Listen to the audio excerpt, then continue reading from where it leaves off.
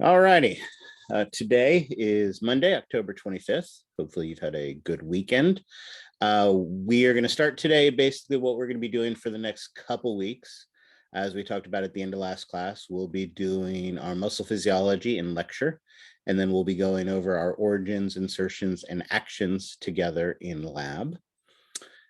Schedule is pretty laid out for us. Again, I want to remind you, even though there's nothing due on Wednesday, we do have class on Wednesday. And as you know, days when nothing is due are always good days for daily quizzes. So we'll see what happens with that.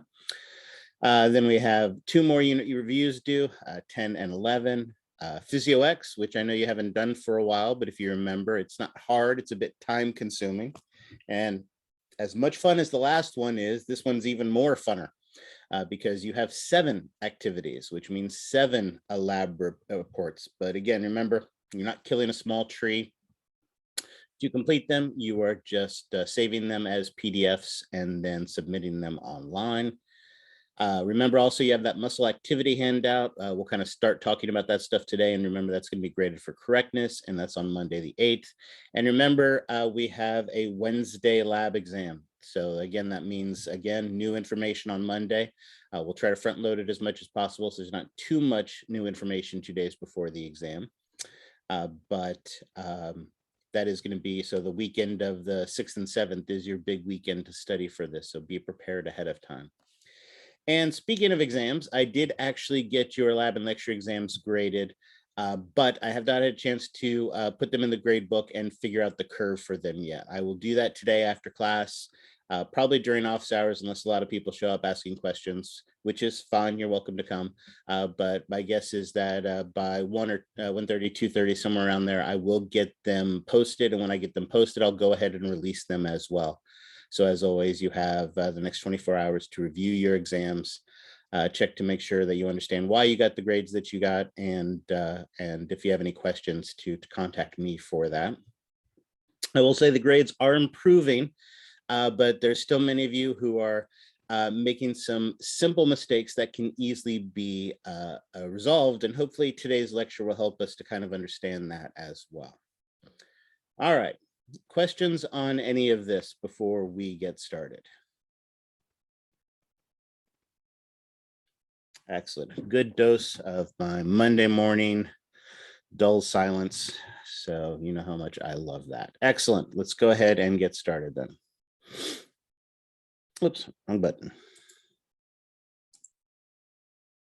That's the button I wanted. Excellent. So we left off last time and we talked about how we were going to take this long continuous process from where I make the decision that I want to contract a muscle all the way up to the point where the muscle contracts. And like I said, it's a continuous process that we're going to artificially break up into 3 parts. And let's start easy. Can anybody remember what we called step 1 in this process? Communication. Excellent. Communication where? The neuromuscular junction.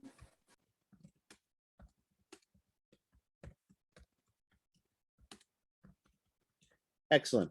And remember, when we're talking about these artificial snipping of this process into the single process into 3 processes, 3 steps, isn't just randomly done. Each of these steps has a particular goal. And does anyone remember the goal of the communication at the neuromuscular junction? To send the signal? True, but remember, we want to change the quality of the signal.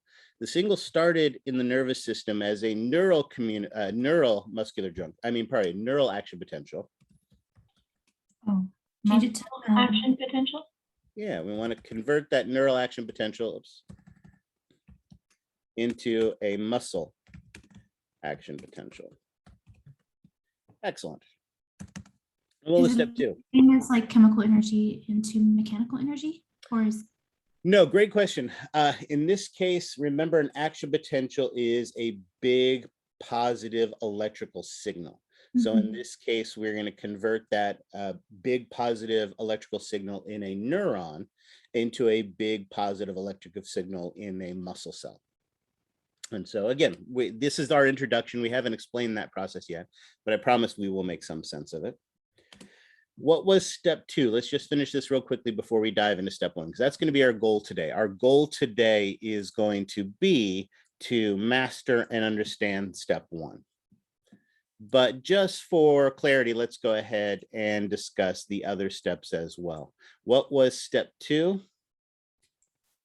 Excitation and contraction coupling.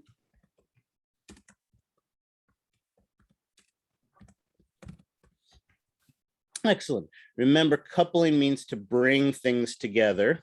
So what was our goal of step 2? Release calcium. Excellent. You're absolutely right. We are going to use calcium, but we're going to use that calcium to do what? Trigger movement. Right. And why isn't the movement happening all the time anyway? Because it's involuntary. It is that it is, well, now remember when we're talking about skeletal muscle, it isn't so much that it's involuntary. This is a voluntary action. But why isn't my muscle in a constant state of contraction? You guys have the right idea. We release the calcium, and remember, calcium makes cells do wonky things. But remember the other half of it, excitation to contraction. We've had a big electrical signal. We're going to use that electrical signal to release the calcium. Right, it's blocked. Absolutely. There's those regulatory proteins that are in the way. So remember, we're going to use the calcium to move the regulatory proteins. And once we move those regulatory proteins, we can then get to step 3. And what was step 3? Contractile cycle. Exactly. Or remember, we could also call it the sliding filament theory. And of course, what is our goal of step 3? To relax our muscle. Yeah, excellent. I like that. No, not to relax the muscle. Remember, that would be if there was a step 4. That's what it would be. Sarah's got it. Remember, our goal here of this contractile cycle is to produce our tension. Or we could think of it in terms of generating our force. And that force is what moves our body through space, right? That's what changes the shape of the muscle. And when we change the shape of the muscle, our body moves through space. Excellent. But you are correct. If there was a step 4, that step 4 would be relaxation, right? Or remember, we could think of step 4 as turning all of these processes off. We're going to talk about turning these processes on, but we could also want to talk about turning these processes off. All right, excellent. So that is the game plan for the next couple weeks. And as I mentioned, we are going to start with step 1, communication at the neuromuscular junction. Now, there is a little bit of information we need to understand before this, because we haven't talked about the nervous system yet. Does anybody remember what branch of the nervous system we said was going to control our muscles?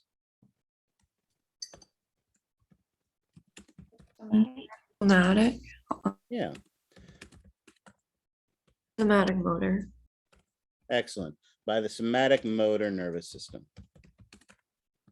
So what we need to talk about, because we haven't talked about it yet, is a somatic motor neuron. A somatic motor neuron basically has 3 important parts for us. We'll talk about this in much more detail when we get to the nervous system. But a somatic motor neuron basically has a big cell body. And then off of that big cell body, it has processes. Some of these processes are small and elaborately branched. These are the dendrites where they receive information. But what they also have is a big, long process that is known as the axon. And that axon is how it spreads that signal to whatever its target cell is going to be. And this is true for all neurons. Whatever this target cell is, this is how we're going to communicate with it. And of course, in this case, the target cell we're caring about is skeletal muscle.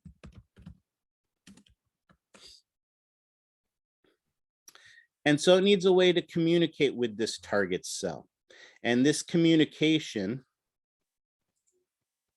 location is what is generically known as a synapse.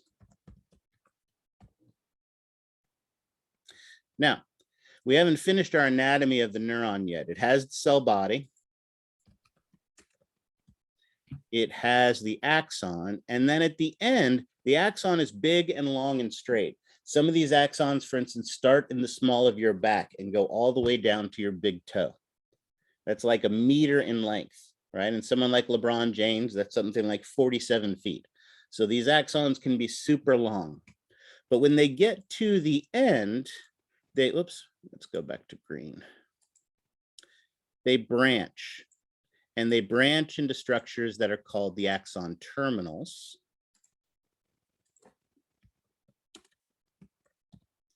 And at the end of the axon terminals, I'm just going to draw them as these 2 tiny little ball-shaped structures like this, are some very specialized structures that allow it to communicate with the target cell. And we call these the synaptic end bulbs.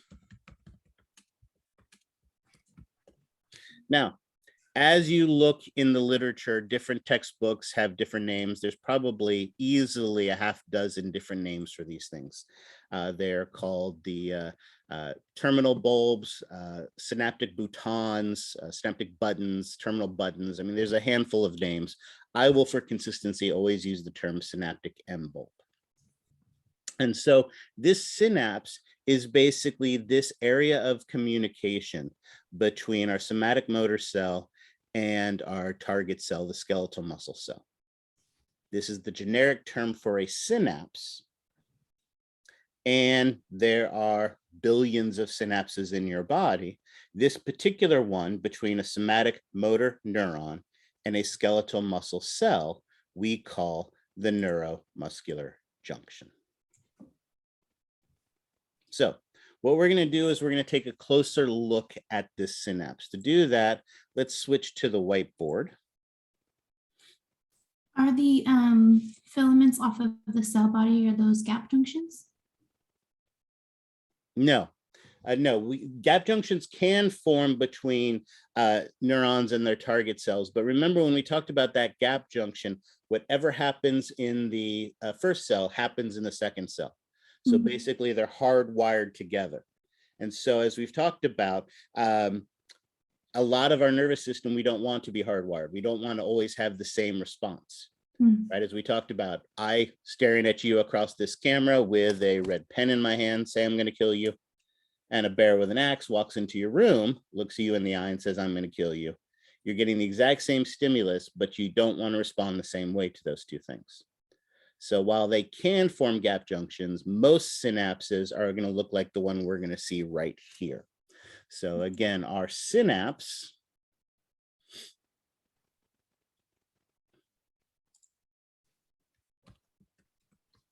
and in this case, that synapse, as I mentioned, is the neuromuscular junction, has 3 components to it.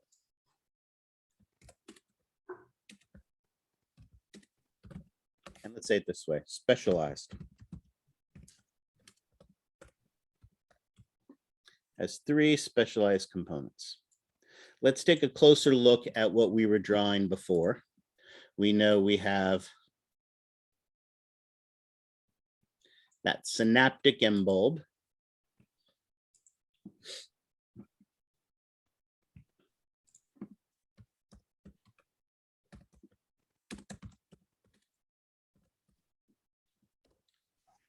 And this synaptic end bulb is going to need to communicate with its target cell.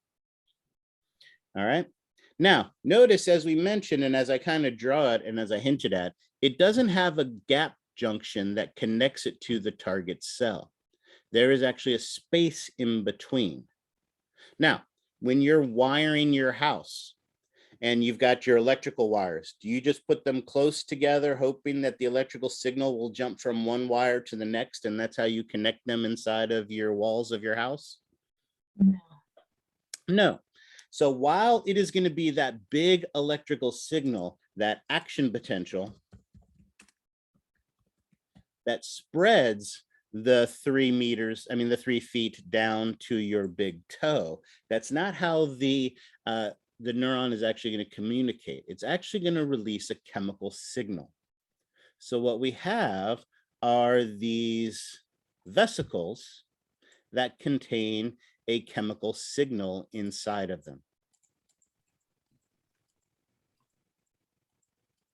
Anyone happen to know the generic term for this chemical that is released to trigger an effect in the postsynaptic cell, the target cell? It's okay if you don't. Like I said, we haven't talked about the nervous system yet. I was just curious if anybody knew it. It's called a neurotransmitter. Now, there have been over 100 neurotransmitters that have been identified in the body.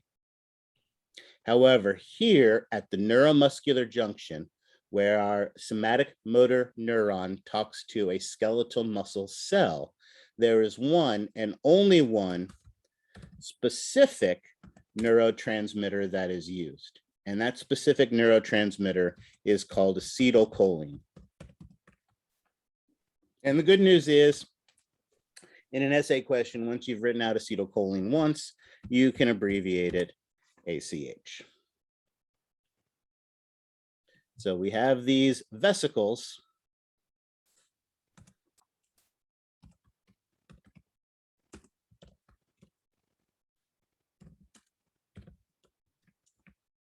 A chemical signal, a generic term, neurotransmitter, and the specific one is acetylcholine.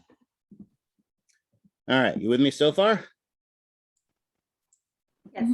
Excellent. Now, this chemical signal is going to tell our skeletal muscle to contract. But remember, our skeletal muscle is not contracting all the time. So do we want our synaptic end bulb to be releasing neurotransmitter all the time? No. No, we want it to release it only when we want the muscle to contract. So releasing this neurotransmitter is kind of a wonky thing. And what do we use to make cells do wonky things? Calcium. Calcium, exactly.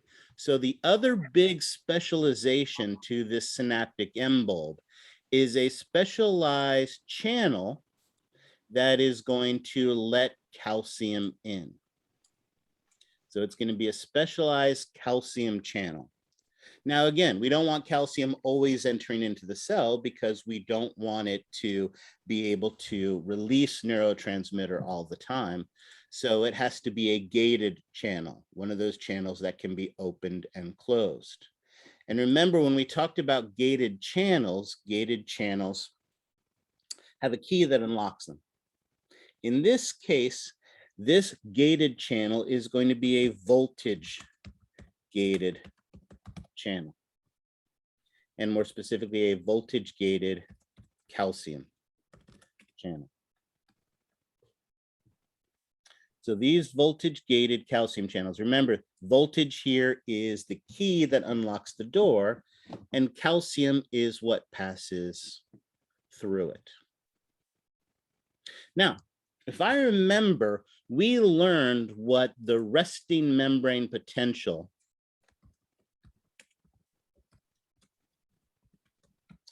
of most of the cells in the body are. And what was that resting membrane potential again? Thanks, Mitch. 20 millivolts? Yeah, negative 70 millivolts. Excellent. Perfect. Negative 70 millivolts. With a voltage gated channel, when the channel gets more positive, it causes it to open. Now, do you think just going from negative 70 to negative 69 or negative 68 is going to be enough to get it to open these gates? No, exactly, right? But is there going to be some specific voltage where when you get to it, that will cause the gate to open? Yes. Yeah, absolutely. And we have a fancy name for that. We say that these voltage gated channels have a threshold. That threshold is the voltage that the cell has to get these doors to swing open. And in the case of our voltage-gated calcium channels, that threshold is -60 millivolts. So if we can get our synaptic M bulb positive enough to reach -60 millivolts, these channels will open and calcium will rush in. All right. So those are the two big specializations to our synaptic M bulb. And then does calcium raise it to back to 70? And that's when we know to stop. Well, remember, calcium is a positive ion. So a positive ion entering into the cell would actually make it more positive. But in this case, the calcium coming in, it isn't so much that it makes it positive, it's that it causes it to release the neurotransmitter. Mm-hmm. And we'll talk about that as well. We're getting the anatomy done first. And once we're comfortable with the anatomy, then we'll see how it functions. But we need to understand the anatomy first. All right. So our synapse is made up of 3 specializations. This is specialization number 1, the synaptic M bulb. Whoops. There we go.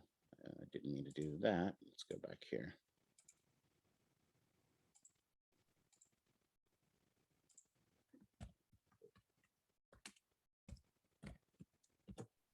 Excellent. And the synaptic M bulb has these 2 specializations to it. Now, the second thing we know is that it needs to talk to our skeletal muscle cell. And it turns out the part of the skeletal muscle cell it is going to communicate is a structure called the motor end plate.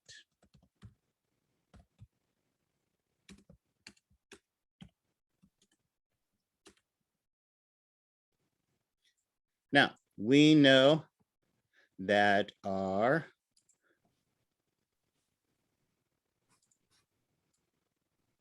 skeletal muscle cell is this long cylinder shaped cell that has stripes on it. But the specialized area where the synaptic M bulb communicates is a structure called the motor end plate. And just as our synaptic M bulb has 2 specializations, there are 2 specializations to our motor end plate as well. The first specialization is that, like that Thomas's English muffin that you had for breakfast, our motor end plate has nooks and crannies. It is this massively invaginated portion of the plasma membrane. And someone remind me again, what's the fancy name we gave to the plasma membrane of our skeletal muscle cell? Sarcolemma. Yeah, there you go. Exactly. So our first big specialization here is massive invaginations. Oops.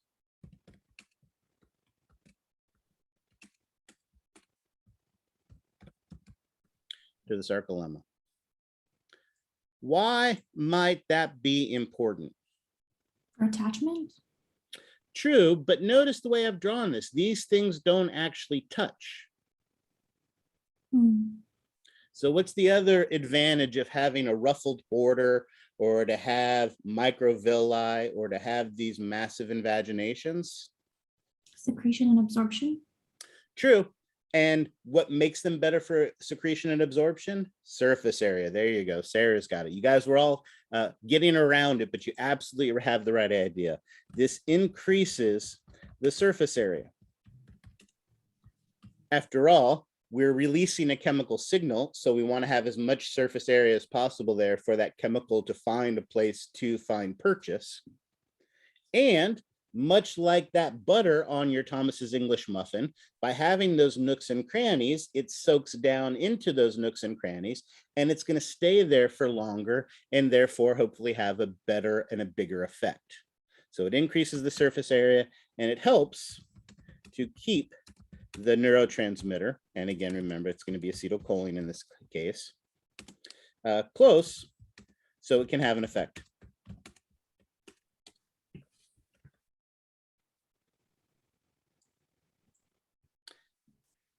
And it turns out the effect of that neurotransmitter is to influence our second specialization of the motor end plate.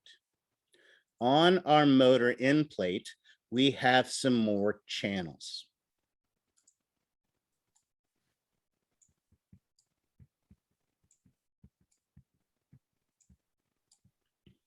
However, these channels are chemically gated cation channels. Let's see if we can figure out what that means. It is a gated channel, which means it can be open and closed. And since it's a chemically gated channel, what do you think the key that unlocks this door is? The ACH? Yeah, Or the the acetylcholine, exactly. acetylcholine. It's a chemical, so you absolutely have the right idea. Our chemical, in this case, the acetylcholine, is going to bind to it, and it is the key that is going to open up that door. And when we open up that door, what is going to flow through that channel?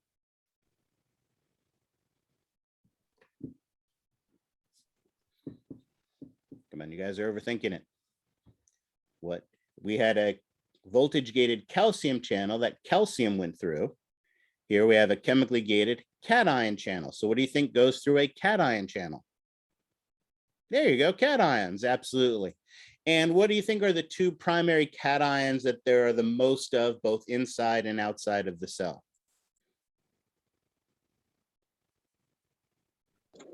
Potassium. Excellent. Potassium is definitely one of them. And what's the other one? Sodium. Perfect. Excellent. And remind me again, when we open a channel, which way does potassium want to flow? Inside. Where is there more potassium, inside or outside? Isn't it inside? Yeah, there's more inside. So which way is potassium going to want to flow? Out. Yeah, it's going to want to flow out of the cell. And which way is sodium going to want to go? Inside. Yeah. Excellent. So notice our motor end plate has two specializations, this invagination and then those acetylcholine gated or chemically gated. You'll also sometimes in the literature, you'll see them use the term, I didn't want to change that. You will see them use the term ligand gated.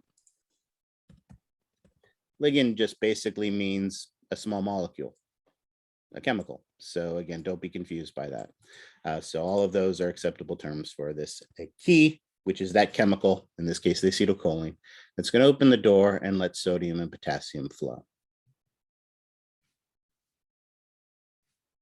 All right, questions on that?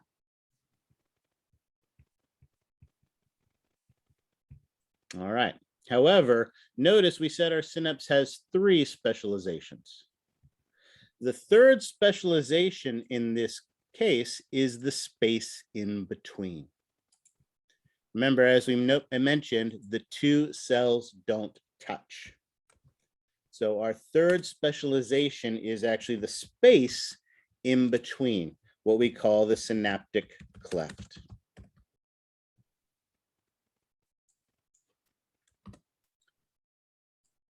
Our two cells do not touch.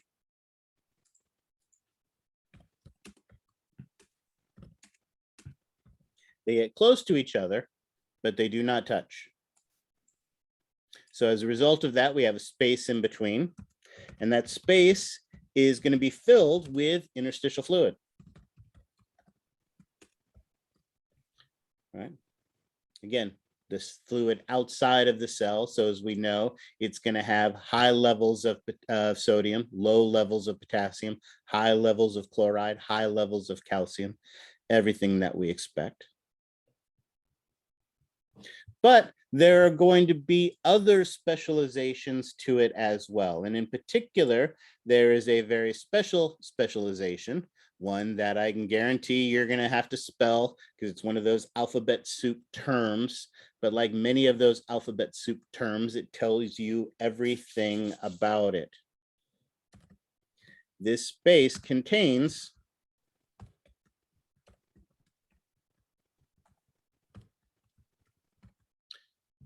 a chemical called acetylcholine esterase. Now, the good news is once you've written that out once, then in your exam essay questions, you can spell it out, abbreviated SCHE. With a big mouthful term like acetylcholine esterase, what do you think it does? Is it an enzyme? Yeah, it breaks down acetylcholine.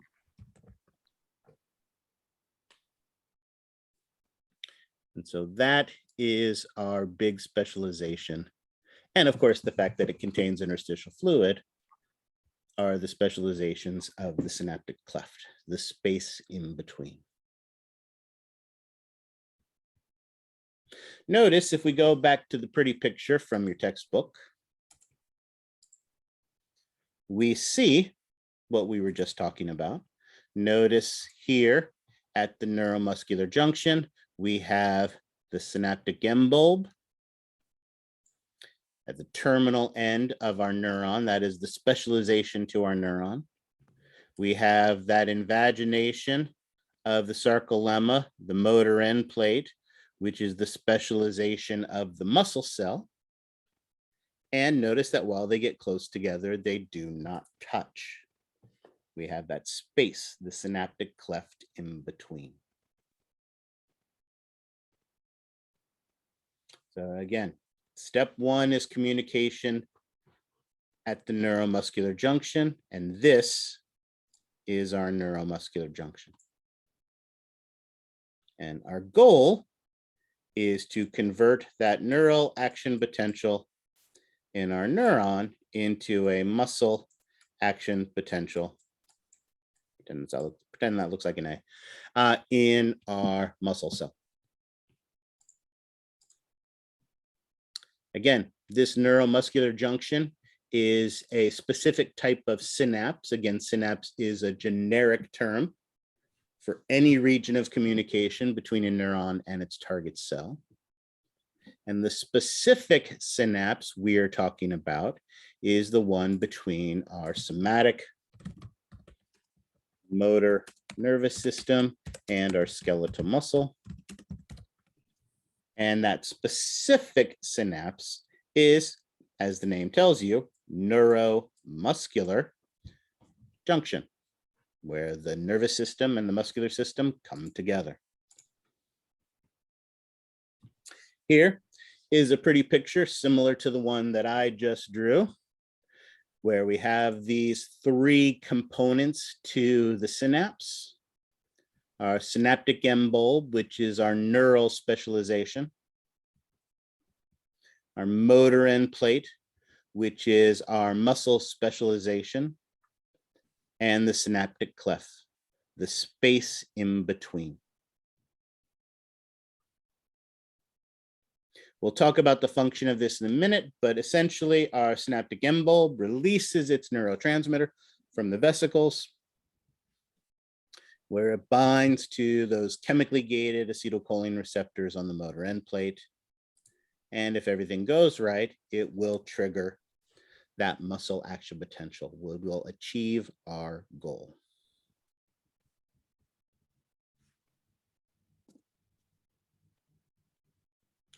All righty. Questions on this?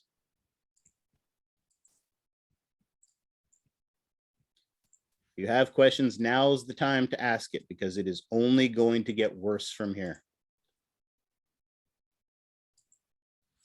All right. Let's put the pieces together then. Let's see how this works. All right. Now, again, our goal is to understand step one. And what is step one again?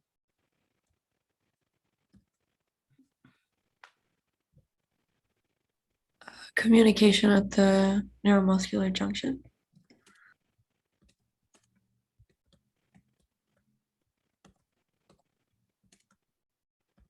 Excellent. And what is our goal? Convert the neuron action potential to a muscle action potential.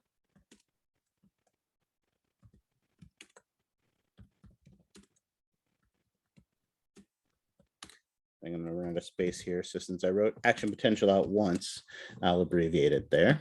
Excellent. All right.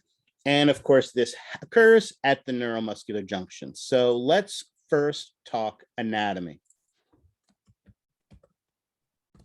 For this to occur, we know that there are going to be three components. And so let's talk and cheat a little bit. No, wait, way too thick. Don't like that.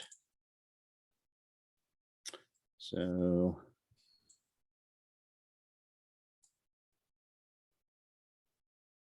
that'll work.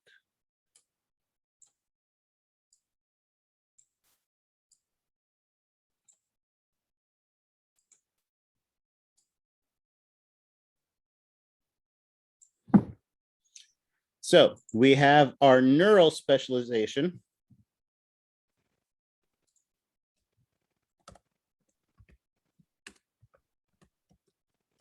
And what's the neural specialization of the neuromuscular junction called?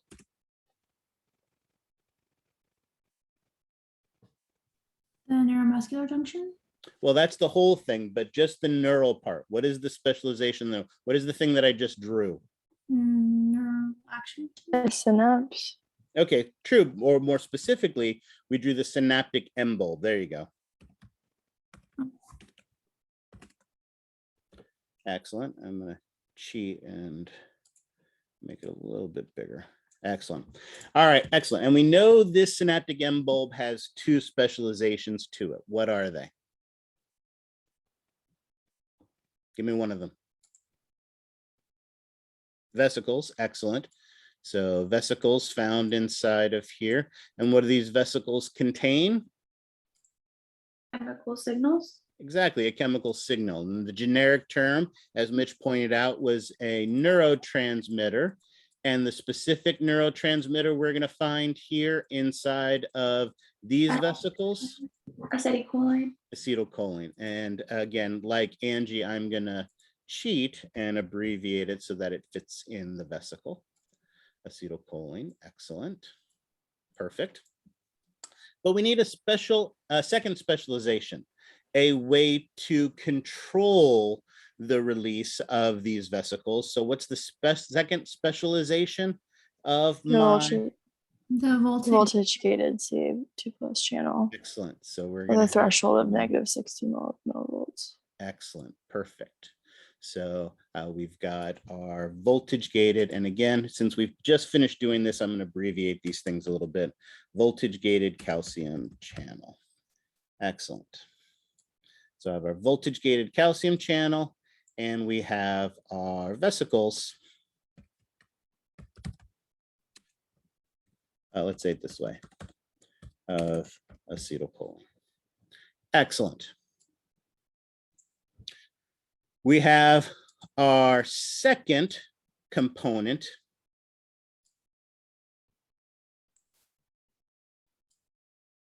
Let's put that there. Our specialization of the muscle cell. So what is our muscle specialization? Excellent. Angie got that out almost before I finished asking the question. Spectacular. The motor end plate. So our muscle specialization is the motor end plate. No, I love that. Absolutely. And it also has two specializations to it as well. What are the two things that make the motor end plate special? The chemically gated cation. Excellent. Chemically gated cation channels, which I will draw in just a minute. And because, as Mitch pointed out, we have to have all those nooks and crannies. Excellent. So there we go. There's our nooks and crannies. And on those nooks and crannies, we have our chemically gated cation channel. Excellent. So we have an increased surface area.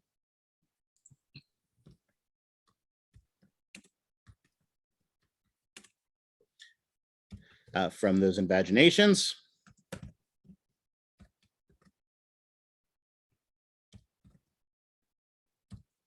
And we have here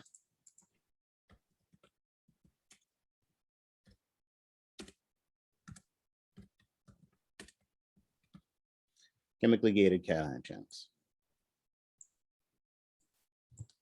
Spectacular. Of course, we can't forget the third component, and our third component is, of course, the space in between. And what do we call the space in between? The synaptic cleft filled with interstitial fluid.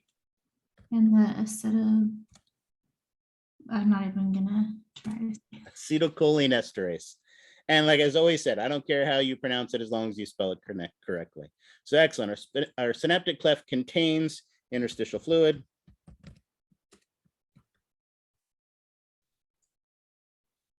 And we'll draw some fun little Pac-Man here.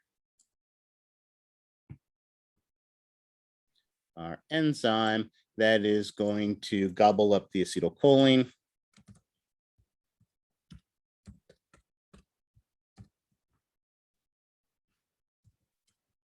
Our acetylcholinesterase.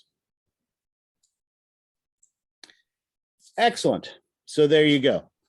Really no new information here, just reconfirming the things that we have already identified and talked about for how this is going to work. So these are the components, these are the things that we need to communicate at the neuromuscular junction, to convert our neural action potential into a muscle action potential.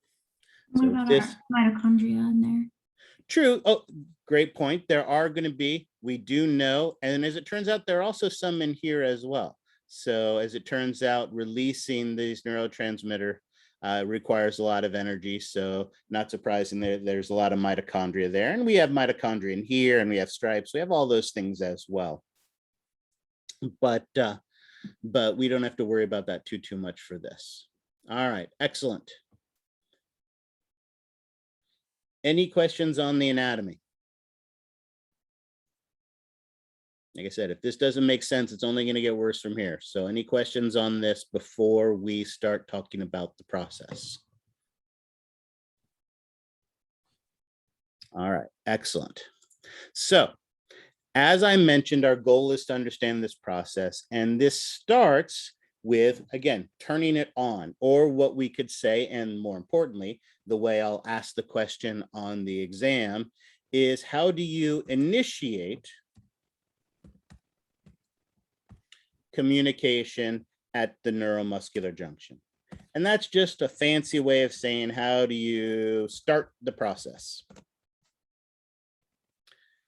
Now, if I want to contract my muscle, as we've talked about before, what does that begin with? Action potential? True, but even before I produce an action potential, Chemical signal? no. If I want to contract this finger, where does that begin? Yeah. Yeah, and what happens in your brain? You make that decision. Exactly. This is a voluntary act. So this starts with the decision, right? We make the decision that we want to contract that muscle. And again, if I want to contract this right finger, where do I make that decision again? Left side brain. Left side of the brain, absolutely.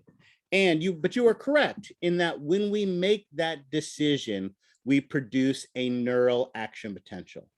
So here in our axon,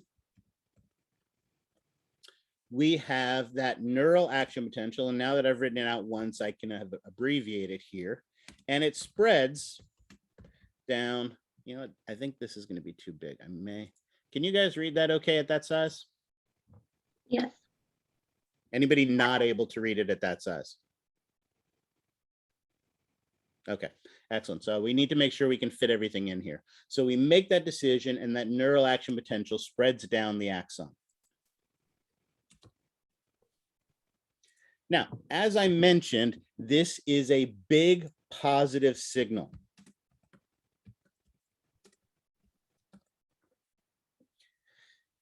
When we talk about the nervous system, when we talk about these action potentials, one of the things we'll talk about is they move very much in a similar way to waves, right? Again, being a college professor at a community college, I have tremendous scratch. So as you know, I've got a huge Olympic-sized pool in my backyard. And I also have a big, huge pile of boulders. And I love to grab these boulders, pick them up, and throw them into the end of my pool. And when I throw them into the end of the pool, I produce a big wave. And when I produce that big wave, does it stay right there at the edge of my Olympic-sized pool? No. No, it's going to spread. And that's what happens here. We have a big positive signal that spreads down the axon. And as it spreads, much like that wave gets everything wet as it goes, my action potential as it spreads makes everything more positive. And we have a fancy name for this process of getting something more positive. We say it depolarizes. So as it spreads, it depolarizes the axon. Of course, then our neural action potential spreads to, and since I've written it out once, I'll abbreviate it here, the synaptic M bulb. And when it spreads to the synaptic M bulb, guess what it does to the synaptic M bulb?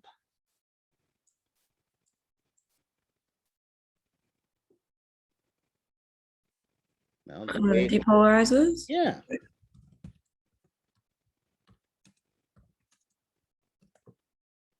Now, I did say it was a big positive signal. That action potential is about 100 millivolt change. So it doesn't just make the cell more positive, it makes it a lot more positive. What was our synaptic M bulb to begin with? What was its membrane potential? -70 millivolts. Negative 70 millivolts. It started at negative 70 millivolts. However, when that big positive signal spreads and it depolarizes the synaptic M bulb, it gets more positive. And what value do we care that it gets to? -60.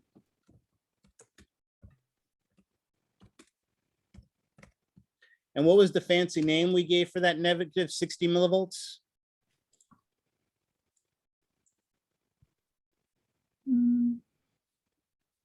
It's the Threshold. critical point that turns exactly. Threshold? Threshold, exactly.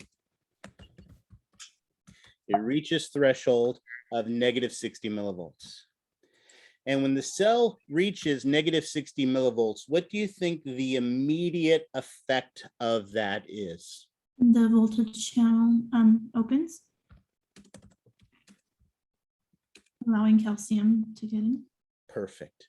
So the immediate effect is that our voltage gated calcium channel is going to open. And when that voltage gated calcium channel opens, calcium comes into the cell.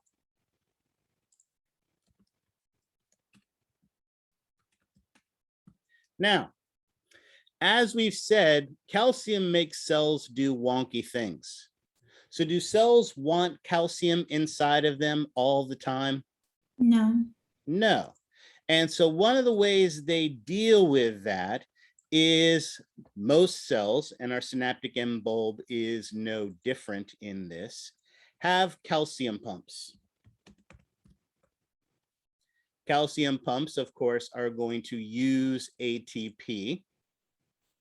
And they use ATP to basically kick calcium out of the cell. And so under normal circumstances, calcium levels inside of the synaptic M bulb are very low. But then we open all these voltage gated calcium channels. And calcium rushes inside of the cell. Kind of like if you were in a boat and I suddenly drilled 14 holes in the bottom of your boat. Water would come rushing in. Now, being the smart, sophisticated sailor that you are, you happen to have a hand pump in your boat with you for when water gets inside. And while you're sitting there using that hand pump to try to get the water out, if you have 17 holes in the bottom of your boat, are you going to be able to get the water out as quickly as the water's coming in? No. No. And that's exactly what happens here. Yes, these pumps are going to try to get the calcium out, but so much calcium is coming in that as a result of this, we get an increase in the concentration of calcium inside the synaptic envelope. Oops, if I spell inside correctly.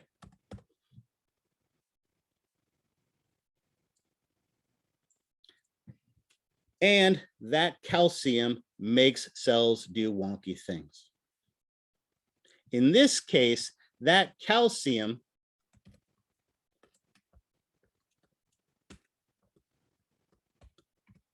leads to exocytosis. Does it use potassium to, does it have to have enough potassium to get exit? Got nothing to do with potassium in this case. It's all about calcium. Now, notice the way I said that. It leads to exocytosis. Calcium doesn't come to the vesicle and grab the vesicle and say, hey, vesicle, come to the plasma membrane. That's not what happens. There are actually, this is an incredibly elaborate process. There are 25 proteins that are involved in grabbing hold of this vesicle, bringing it to the plasma membrane, binding it to the plasma membrane, opening it up, and releasing that acetylcholine into the synaptic cleft.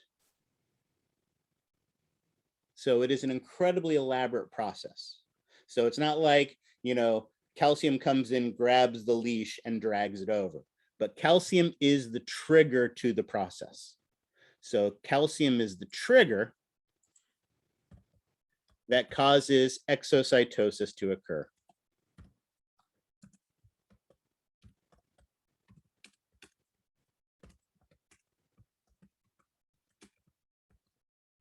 So it's the trigger for our exocytosis of acetylcholine into the synaptic cleft.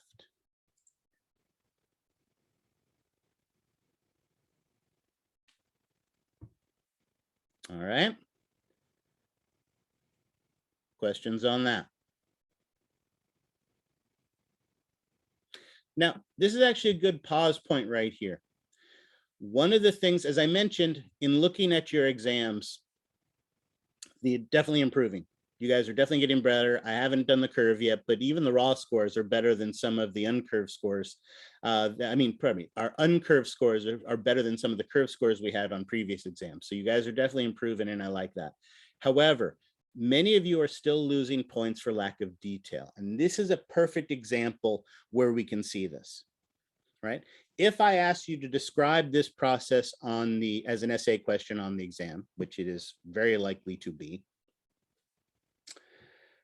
you could say that you make the decision to produce to move a muscle that produces a neural action potential.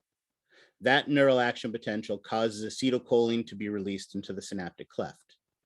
And that statement would be 100% correct. However, what it's lacking is the details.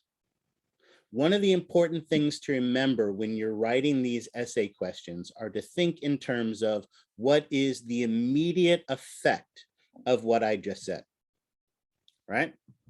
So while that statement I just made is 100% true, I could also say, I make the decision to contract a muscle, and that produces a neural action potential. That big positive signal spreads down the axon to the synaptic end bulb, where it depolarizes the synaptic end bulb. The synaptic end bulb depolarizes to threshold of -60 millivolts, and my voltage-gated calcium channels open. Calcium enters into the cell, and as calcium concentration increases inside the cell, that triggers vesicles of acetylcholine to bind to the plasma membrane and release their acetylcholine into the synaptic cleft via exocytosis. Right? Both of those statements were 100% correct, but one had a lot more detail than the other, and I'm looking for that detail. All right. All right. So we have our acetylcholine in the synaptic cleft. Questions on that so far? Now, do you think this acetylcholine just stays cuddled and huddled together in a big ball right next to the synaptic end bulb, scared in this location? No. No. So our acetylcholine is going to diffuse across the synaptic cleft. And as it diffuses across the synaptic cleft, it is going to bind to our chemically gated cation channels.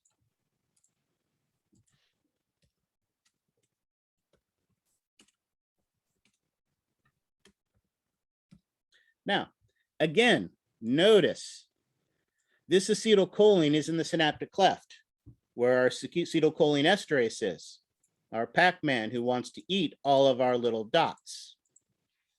Or the other way I always think of this is I think of this in terms of like you see on the nature shows all the time. You see like all the seagulls and all of the baby turtles that they're hatching out of their eggs. And when they hatch out of their eggs, they have to make that desperate run to the water, right? Whereas the seagulls are trying to eat them.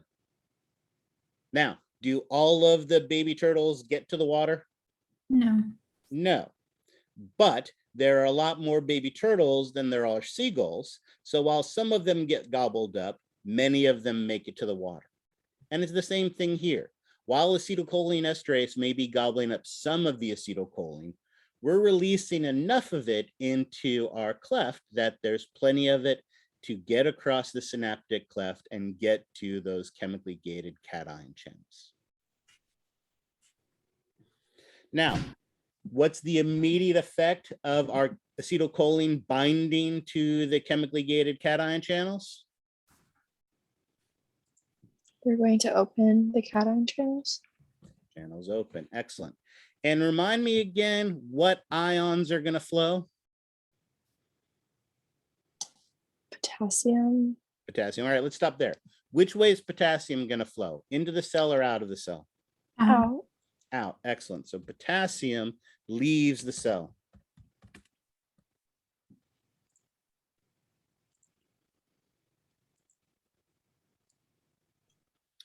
And what's the other one? Sodium. Sodium. Sodium. Sodium's going to go which way? Inside the cell. Excellent. Sodium's going to enter the cell.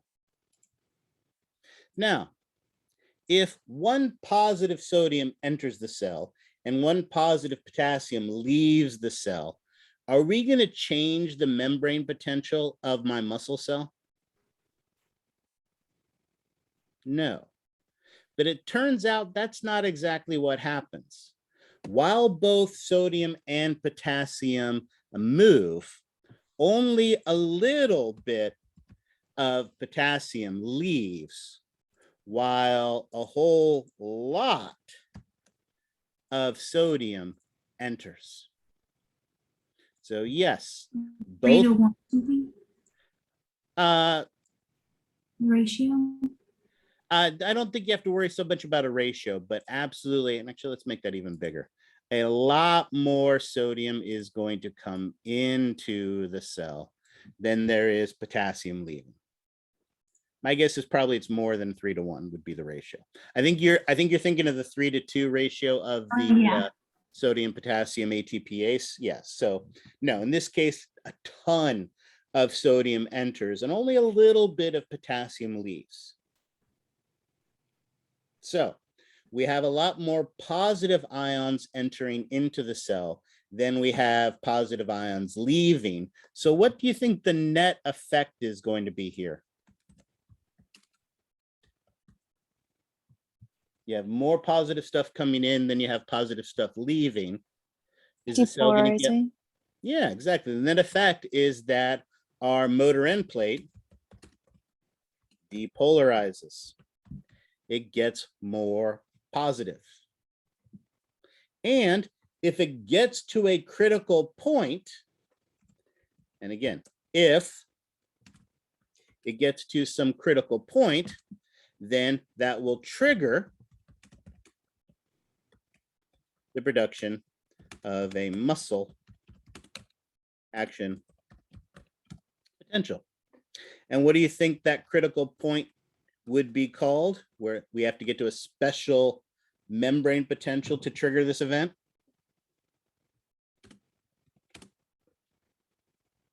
At the threshold again. Yeah, exactly. If it is a big enough change where it can reach threshold.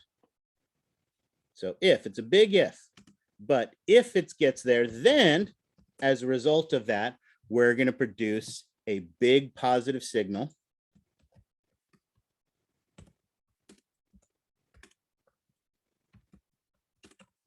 That muscle action potential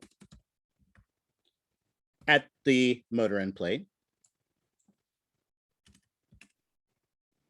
And do you think it's going to stay here at the motor end plate?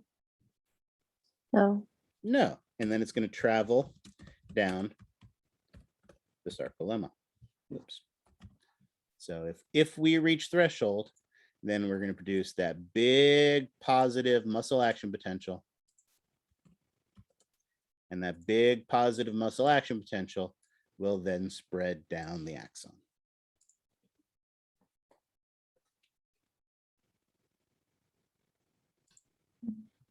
And there you go. Just that simply, we have initiated communication at the neuromuscular junction.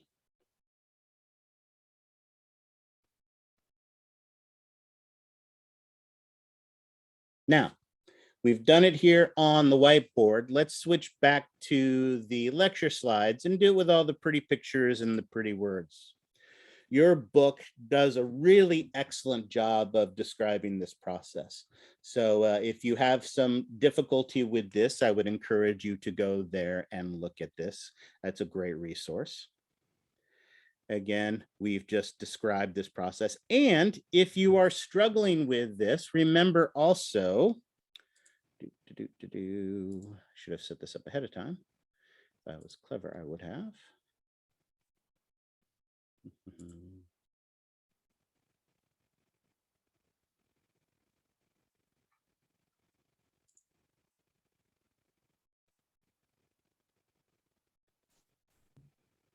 There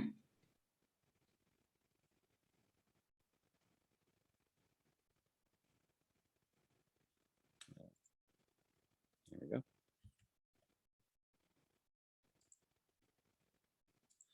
Remember, if you go to, come on, there we go.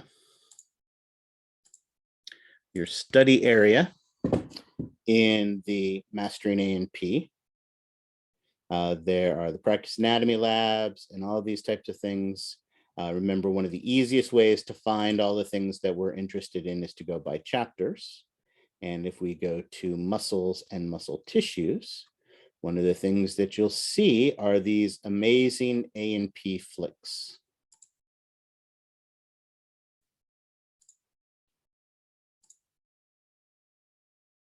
Nerve impulses, also known as action potentials, Can you guys hear that? Yes. Yes. travel from the brain or spinal cord to trigger the contraction of skeletal muscles.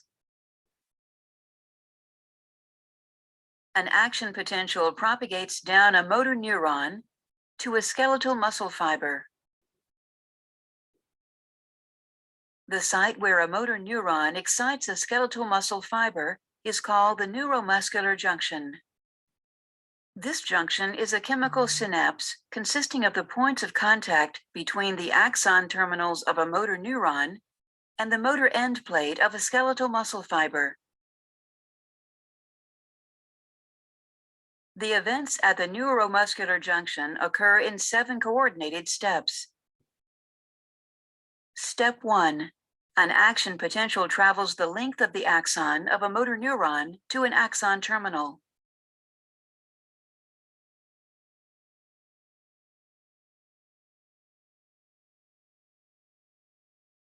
Step 2.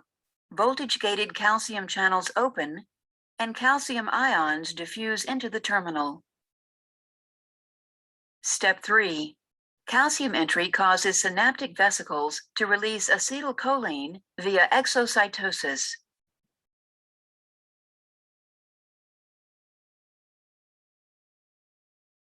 Step 4. Acetylcholine diffuses across the synaptic cleft and binds to acetylcholine receptors, which contain ligand-gated cation channels. Step 5. These ligand-gated cation channels open. Step 6. Sodium ions, shown here in red, enter the muscle fiber, and potassium ions, shown here in blue, exit the muscle fiber. The greater inward flux of sodium ions relative to the outward flux of potassium ions causes the membrane potential to become less negative. Step 7. Once the membrane potential reaches a threshold value, an action potential propagates along the sarcolemma. So there you go.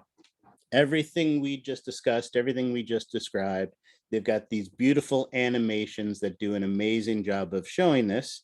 And if you go back, you see also we have the same thing for excitation contraction coupling and our cross bridge cycle, which we're going to talk about. And all of these things, there's the interactive physiology. So there's some great resources. So if you're struggling with this material, make sure you're using the resources that are available for you. All right. Questions on that?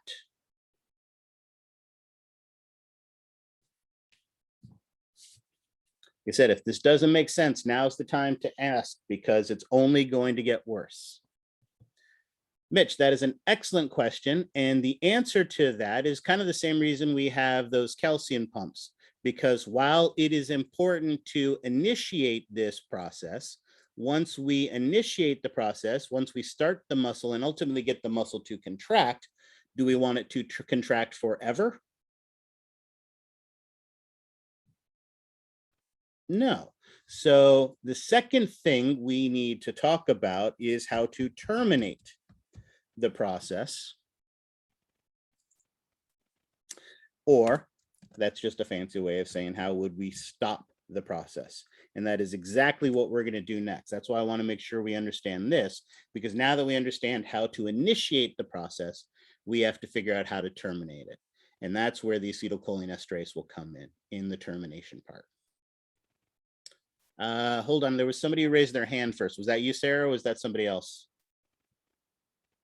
I did, but I was going to ask the same question because I thought that we would eventually stop releasing the.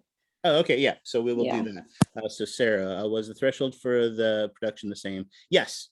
As we'll see, it is going to be, our threshold is going to be negative 60 millivolts. So yes, that threshold here is also negative 60 millivolts.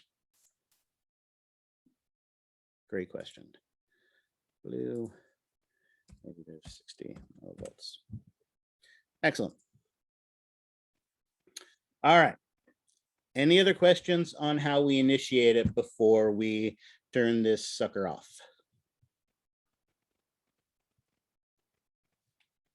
All right. Then let's, using the same illustration, but changing colors to red, let's do the second thing. Now that we've initiated it, we need to terminate. We need to stop this process. And guess where that begins? With the decision. Exactly. The same way I decide when to contract the muscle, I decide to relax the muscle. Now, in this case, when we decide to relax,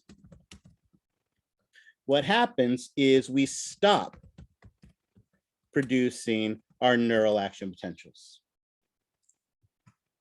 And when we stop producing neural action potentials, now there's no new neural action potentials spreading down the axon.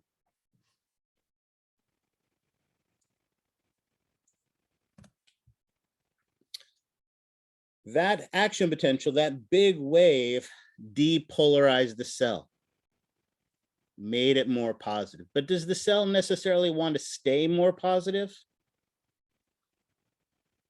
No. No, cells always want to go back to their resting membrane potential. And so that's what's going to happen. Our cell goes back to the resting membrane potential, which of course, remember, is -70 millivolts.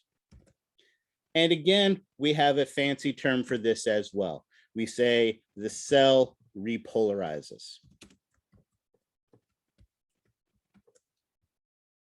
And as the axon repolarizes, there's no new muscle action potential in the synaptic end bulb. And so it repolarizes.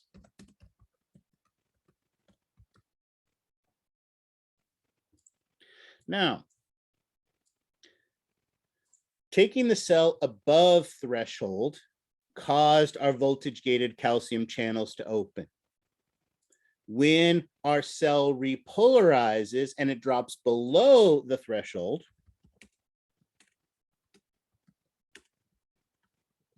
what do you think happens to our voltage-gated calcium channels then?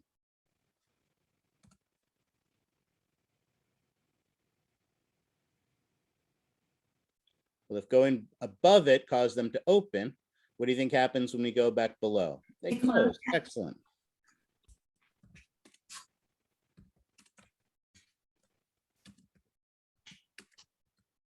Now, let's be careful. The immediate effect of this is that no new calcium enters the synaptic end bulb. But isn't there already a lot of calcium inside of it? Yes. Do we have So, a CA pump? if only there was a way to get rid of all of that calcium inside the synaptic end bulb that we didn't want. Calcium pumps? Exactly. Now the calcium pumps can have an effect. Now when they're pumping out that calcium,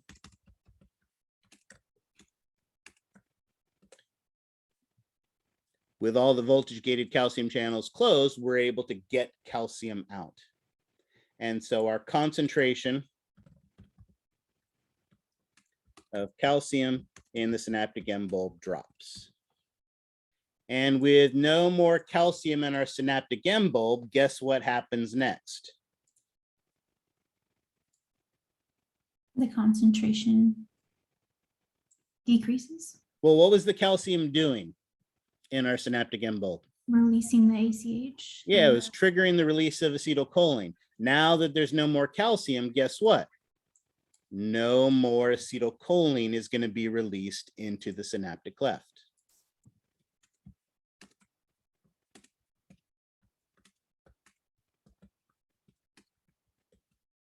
Excellent. Now, will that by itself get the muscle to relax? No. No, because notice there's still a lot of acetylcholine in the synaptic cleft. So great, we're not releasing any new, but we have to get rid the acetylcholine from the synaptic cleft. And luckily for us, there are actually 3 ways that we do this.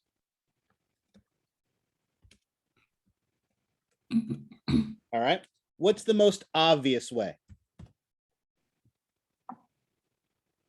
The cedar chlorine trace thing. There you go. Acetylcholine esterase. Excellent. The acetylcholine esterase breaks down the acetylcholine, getting rid of the acetylcholine in the synaptic cleft. So it gobbles up that one, and that one, and that one, and that one, and that one, and that one, and that one, and so on and so forth. However, and that's one of the primary ways.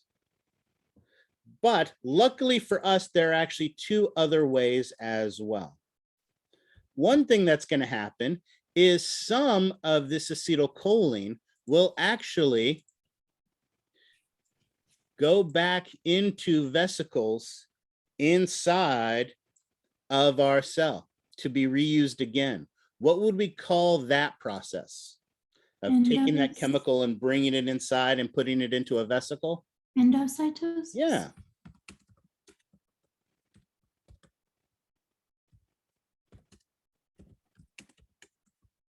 So some of it can actually be recycled and reused in the synaptic end bulb.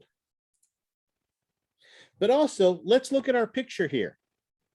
These two cells are very close together, but they're not touching. And is there anything surrounding this space?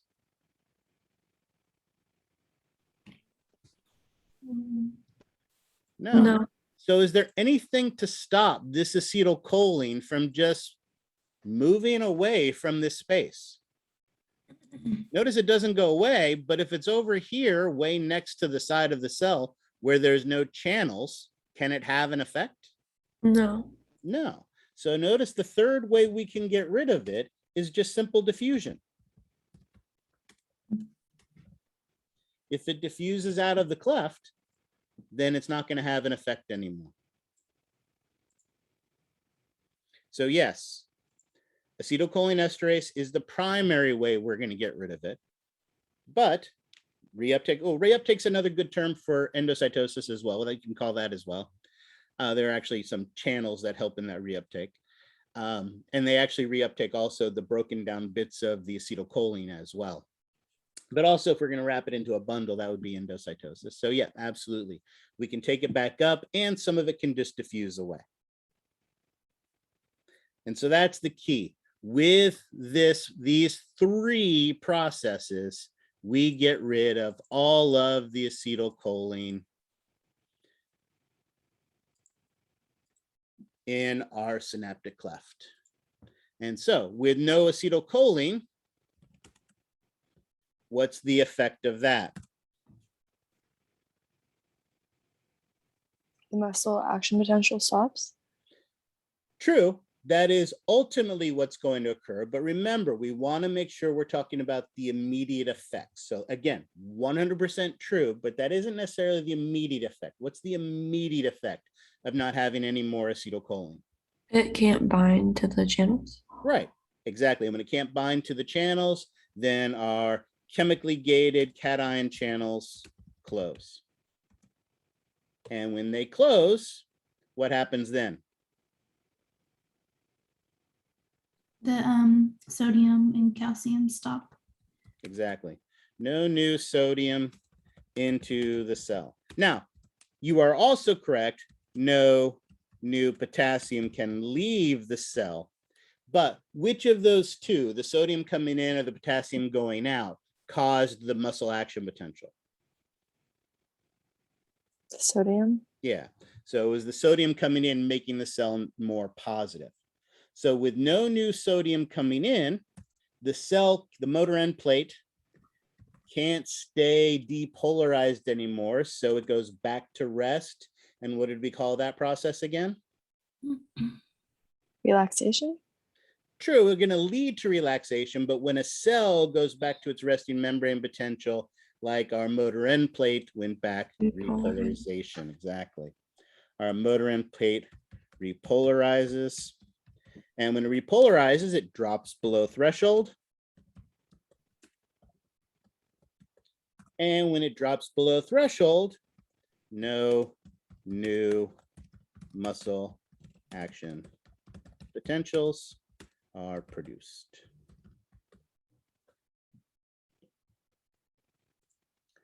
And just that simply, we have terminated communication at the neuromuscular junction.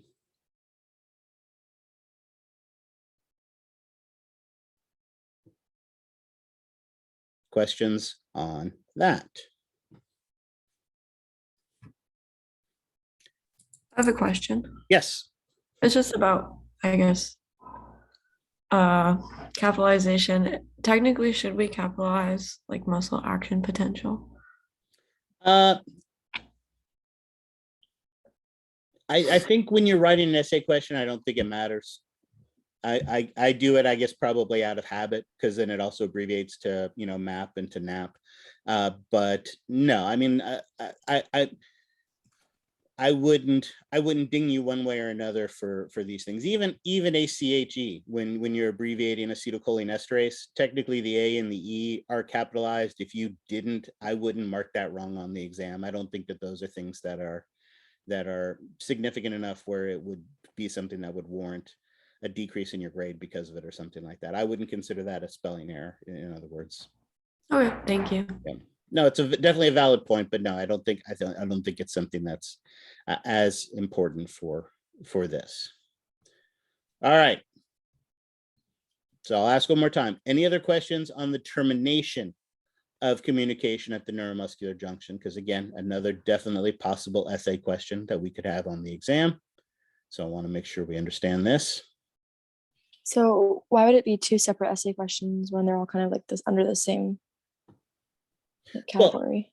The same reason that I don't just ask you on the exam, how do you contract a muscle? Right? Because it's a long process. So remember, we're dividing it up into more easily digestible pieces, 3 different phases. And remember, I guaranteed you that there would be at least 2 essay questions on this on the exam.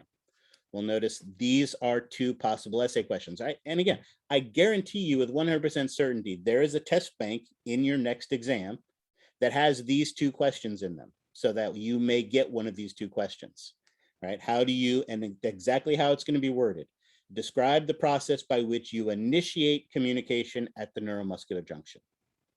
And then right after that is the question, describe the process by which you terminate communication at the neuromuscular junction. So one is about how you start a muscle to contract, and one is about how you relax the muscle. And so those are ones. And I will tell you that there is also a third essay question, because if we really understand this process, if we really and truly understand this process, then we can understand how to modify.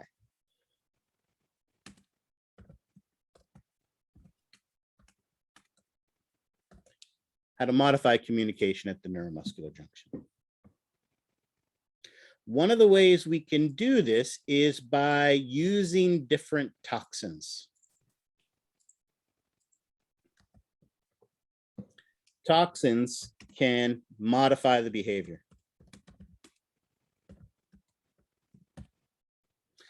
And we can understand how that works. Let's talk about a fun example.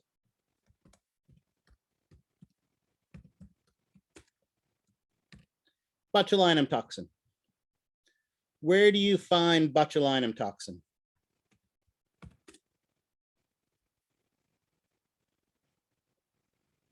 Can't that be an improperly canned food? Yeah, most commonly found in canned foods that were not stored properly.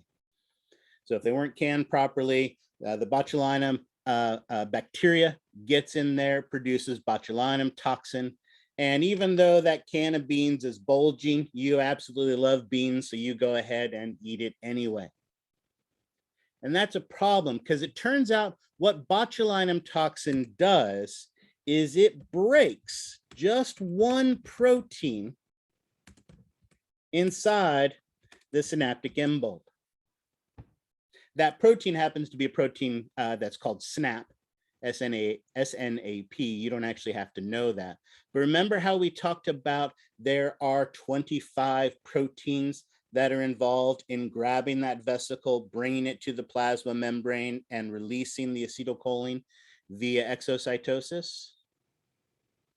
Well, botulinum just breaks one protein here inside of our synaptic end bulb.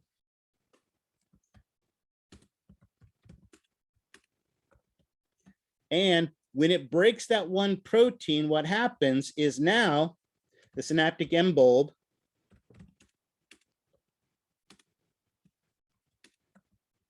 can no longer release acetylcholine. So let's think about the process.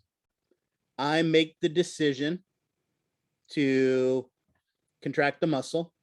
I generate a neural action potential. That neural action potential spreads down my axon to the synaptic end bulb, gets down here to the neuromuscular junction, depolarizes the synaptic end bulb, calcium comes rushing into my synaptic end bulb, and then what happens?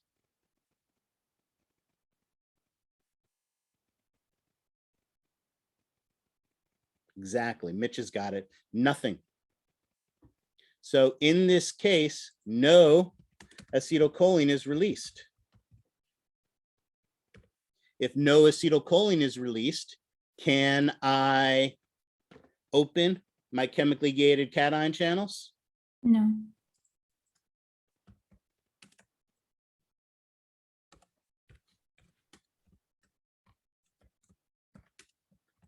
They can't open, no muscle action potential. And if no muscle action potential, can my muscle contract? No. No muscle contraction. When the muscle can't contract, we call this a flaccid paralysis. Right? Again, most of you are likely sitting down right now. And so if you're sitting down, you're not contracting the muscles in your leg. And if you reach down and poked your relaxed muscle of your leg, right, it would feel a little soft, a little flabby. But would it feel the same way if I rolled a paraplegic into your room and you touched their leg? Would No. it feel the same way? No. No, because while your leg muscles are relaxed right now, there is muscle tone. They do have that muscle tone, which is a state of partial contraction. It helps to support the joints, get the body ready to move, other fun things like that. But if there's no signal going to the muscle, then it is completely relaxed in that flaccid paralysis. All right, super dangerous, super scary chemical. And as someone mentioned, we tend to find botulinum toxin in spoiled cans, improperly canned foods. But where also do you find botulinum toxin? Botox? Exactly. Botulinum toxin sounds so icky and scary, but if you abbreviate it into a cute little name like Botox, then you have no problem going to your plastic surgeon's office and having them inject it into all of those pesky wrinkles on your forehead. Right? I have all these pesky wrinkles on my forehead. And when you have not just a forehead, but like me, you have a 5 head, right? Those wrinkles show up. Well, those wrinkles are there because of the loss of elasticity of your skin and the muscle tone in your forehead muscle. So if I were to inject this Botox in there and paralyze the forehead muscle, sure, I can't show emotions anymore, but my forehead is nice and smooth. And as we all know, it's just what you look like on the outside that counts. So people will happily let you inject this toxin in your body. In fact, heck, we'll have a Botox party. Everybody come and drink bottles of wine and we'll inject each other in the forehead and have a good old time. Don't worry about if that Botox actually goes a little too deep and gets into your blood supply and goes to an important muscle like your diaphragm, right? It's just breaking a protein in there. Cells can make proteins, can't they? Sure, of course, the signal has to go back to the neuron to tell you that the protein's broken. Your neuron then has to make more of those proteins. It then has to send it down that axon, which, as I mentioned, can be up to 1 meter long. And those vesicles with the new proteins move at a rate of about, 2 centimeters a day. So eventually it'll get back down there and fix it, right? But how long can you hold your breath for? Yeah, probably not that long, right? Absolutely not, right? So again, they use it to relax muscles. And again, I make fun of the vanity, but there are other uses for it as well. Certain types of migraines are caused by constriction of the blood vessels in the temporal region. So some types of migraines can actually be cured by injecting Botox into those, causing them to dilate, increasing blood flow and decreasing symptoms. If you produce excessive amounts of sweat, they can inject it into your sweat glands because, again, it stops the calcium from releasing the secretion and your sweat goes down. All right. We make the fun of the vanity, but part of the whole point of studying all of this stuff is because as we understand how the body works, we can manipulate it to our advantage. Some for good reasons, some for vanity, but the more we understand, the better off we're going to be. Yes, Ava. So how does it help in TMJ? Because I think someone's mentioned that like they got Botox for their TMJ. Again, so great example. Sometimes TMJ can be caused by muscles that are too tight in the jaw. So again, relaxing it can occur that. Certain types of strabismuses, when you've got an eye turn, one of the things that they'll do is they will inject Botox into the muscle that is pulling a little too much on the eye to weaken that muscle to help to realign the eye. So basically, it's relaxing tension in the muscles to help to alleviate some of those issues. And again, it doesn't last forever because eventually the neuron will repair those proteins that are damaged, but it can last for months in some instances and can be very effective depending on what it is. Thank you. Let's see another example. Another way we can modify instead of botulinum toxin is a toxin called curare. Curare is a toxin that, again, any good adventure movie worth its salt. I hear that they're wheeling out Han Solo again for another Indiana Jones movie, where he'll be rushing down the street in his wheelchair being chased by the natives. And again, any good adventure movie worth its salt, at some point, our antagonist is being shot at by those poison darts. And as those poison darts are hitting all of his friends and knocking them out, he is able to escape. Certain mushrooms, certain types of frogs produce a chemical known as curare. And curare is another toxin that can affect our neuromuscular junction. However, the difference with curare from Botox is what curare does is it comes and binds to the chemically gated cation channel. And in particular, curare binds and blocks.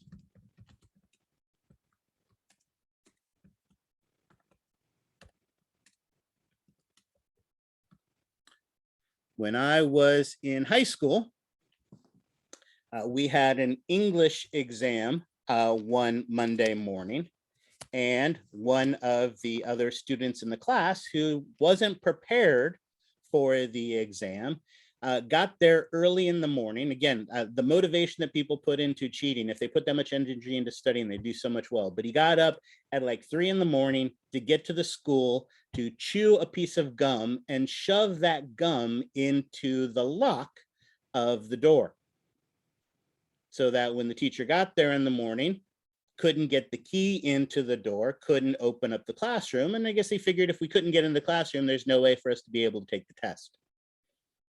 Right? And that's pretty much what curare does. It binds and blocks the chemically gated cation channels. So again, we make the decision, we produce a neural action potential, it depolarizes the synaptic end bulb, it opens the voltage gated calcium channels. Calcium channels let calcium in. The calcium triggers the exocytosis of our acetylcholine. But once that acetylcholine is released into the synaptic cleft, is it going to be able to bind and open my cation channels? No. No. So notice, once again, that's going to lead to no muscle action potential. And once again, we're going to get a flaccid paralysis.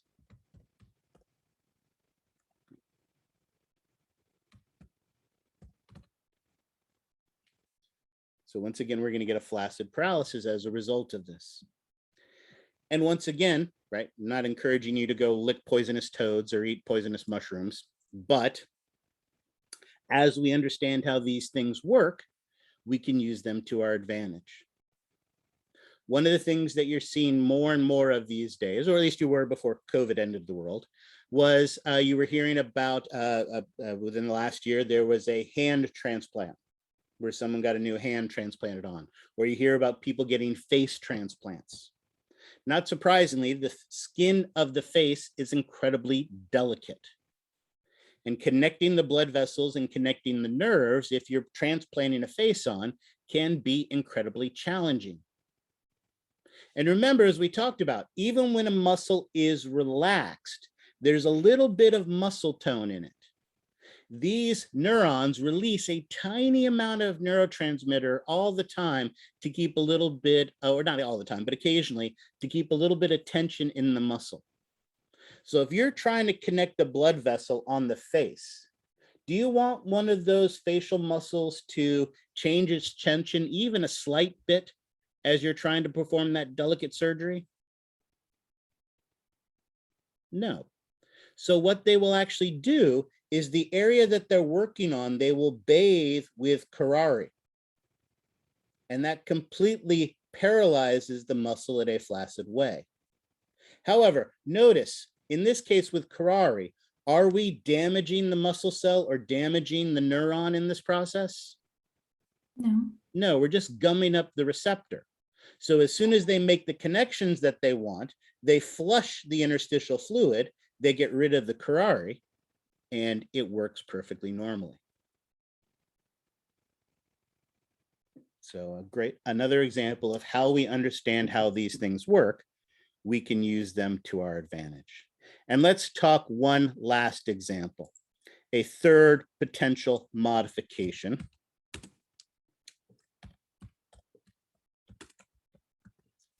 Tetanus toxin. Oh, that's not how you spell tetanus. Where do you find the tetanus toxin?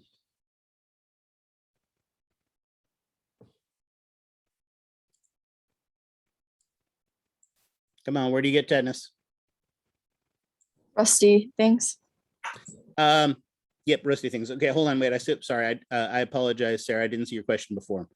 Botulinum isn't permanent because remember, by breaking that protein, it's not killing the neuron still will repair it, but it can take months before it's able to repair it. So when people get their Botox to relax their foreheads so they have no muscles, they don't just get those injections once and then they have smooth foreheads for the rest of their life. They have to have those done every 2 to 4 months because eventually it will repair. So both are temporary. Botulinum is a lot longer to recover, whereas curare is a lot faster. So sorry, I didn't catch that question before. Yes, to answer what you guys were talking about, tetanus toxin you find from stepping on that rusty nail or stepping on that rusty piece of metal. Tetanus toxin is similar to curare in that it binds to the chemically gated cation channel. But the way that it is different from curare is when it binds, it actually activates the channel. So when our curare, and here I'll just make it squared just to be different. When the curare binds to that chemically gated cation channel, this channel is now always open. Notice in this case, it doesn't matter whether we're telling the muscle to contract or not. We don't have to release acetylcholine. This channel's always open. So sodium is always coming in. Yes, potassium is always leaving as well, but that sodium coming in is the one that causes the change. So sodium is always coming into the cell. The cell is always depolarized, always open. So what is the muscle always doing? Contracting. Yeah, we actually call this a rigid paralysis, where the muscle contracts and it doesn't stop contracting. What's the common term or the common name they give for the tetanus toxin? If you have the tetanus toxin, what do they call that condition? Do you know? I know you've heard it, you just may not have thought of it. They call it lockjaw, right? Because like if the muscle's in a constant state of contraction, you think my lectures are bad? No, just imagine if my ball was in a constant state of contraction, how much fun that would be. When you look in the old medical journals, you see these pictures of these people with their bodies just twisted into these excruciating positions because the muscles of their body are in this constant state of contraction where they don't relax. It's very painful, very damaging, right? If you think about it, if someone gets botulinum poisoning. And as we talked about, they can't control their diaphragm anymore. We can ventilate them, and with their muscles relaxed, it's pretty easy to ventilate their thoracic cavity and to get the air in and out. However, if all their respiratory muscles are in a constant state of contraction, is it going to be easy to ventilate that person and get the air into and out of their lungs? No, we can do it, but it's going to be a whole lot harder. So again, these toxins, and again, there isn't really, that I know of, a good medical use for tetanus toxin, because that rigid paralysis, that uncontrolled contraction can be dangerous. So there you go. Just that simply, we have initiated communication at the neuromuscular junction, terminated communication at the neuromuscular junction, and talked about 3 ways we can modify behavior at the neuromuscular junction. And just that easily, we are done with step 1 in contracting our muscle. All right, questions on that?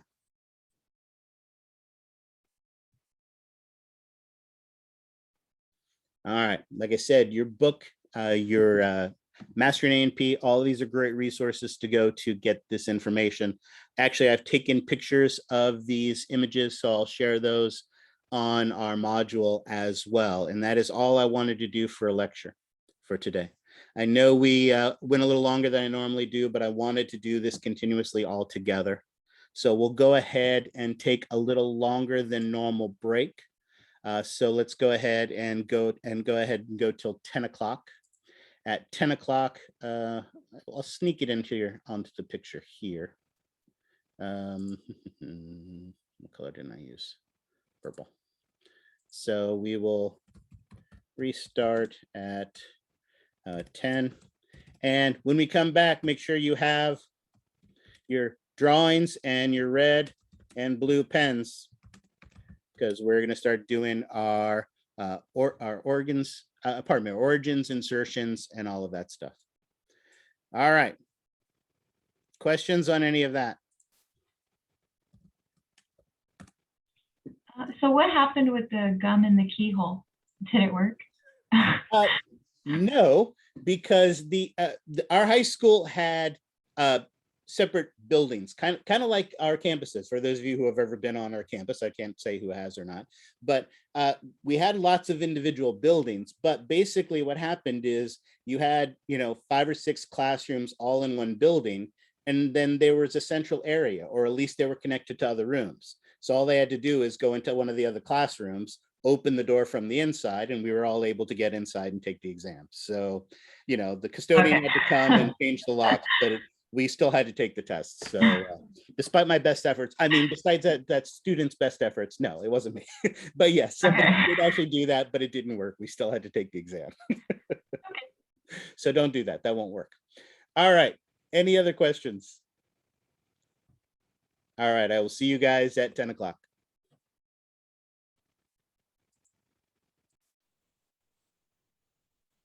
So, any questions before we dive into the new material?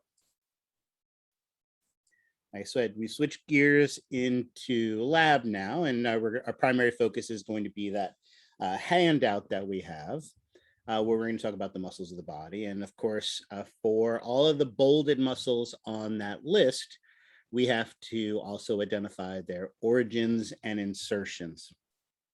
Again, these are the specific terms we would associate with their attachment points.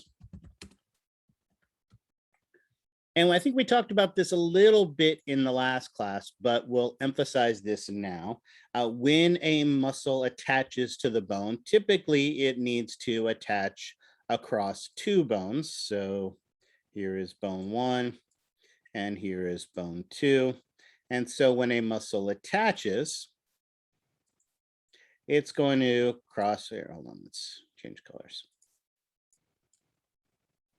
From one bone to another. Notice the point is to move the body. And if we had a muscle that attached basically from one part of one bone to a different part of that same bone, when it contracts, you're not going to necessarily move anywhere in space. So we want to change the relationship of this. We want to move the body. Now, when we talk about moving the body, there are two ways we can talk about it. We're obviously going to use the terminology we already talked about: flex, extension, AB duct, AD duct, medial rotation, all of those things that we talked about already. But when we talk about it, there's really two ways we can talk about it. We can talk about the part of the body that moves, or we could talk about the joint that it affects. So notice when I do this action, there's basically two ways I could describe that. I could talk about that as being a flex of the elbow, or I could talk about being a flex of the forearm. So both of those are acceptable ways of talking about that. And notice when I contract the muscle to perform that action, notice both bones don't come together and meet in the middle. Basically what happens is one bone stays stationary and the other bone moves. So when a muscle contracts, basically one bone moves and the other stays stationary. And that's actually how we identify the attachment points. The stable, non-moving attachment point is the origin. And the movable one is the insertion. So when a muscle contracts,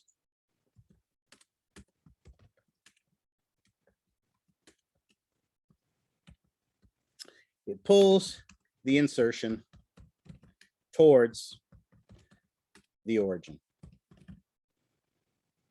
Oops. Towards the origin. This is how these are defined.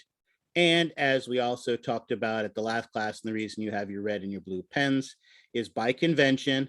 And again, that is the rule that has been made up by anatomists everywhere, is that origins are typically colored red and insertions are typically colored blue.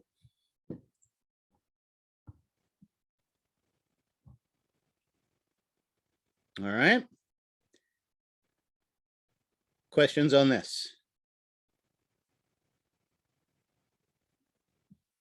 All right, so again, as we've talked about, the fixed end is the origin, the movable end is the insertion.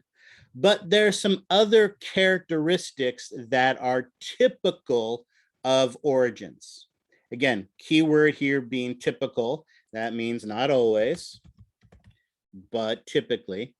Typically, the origin is closer to the core of the body or closer to the midline of the body. Typically, origins are broader, where the insertion is a more narrow attachment point. And here's the other tricky part.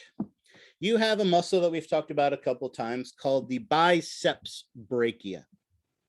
And its name tells you everything about it. Brachia tells you what? That it's in the arm region. Yeah, that it's in the upper arm region, the brachial region of the body. And what does biceps mean? The type of muscle. Two. Yeah, it means two heads or two bellies. Basically, what this muscle looks like is this muscle has two separate bellies that sit side by side. And these two separate bellies each have their own name. So this is one and this is two. And each of them have their own different origin. So typically when you have a muscle that has multiple heads or multiple bellies, it is going to have multiple origins. However, they are, oops, that's not blue. They will come together into a single insertion. So on the exam, do you think being able to distinguish the two bellies matter? Yes.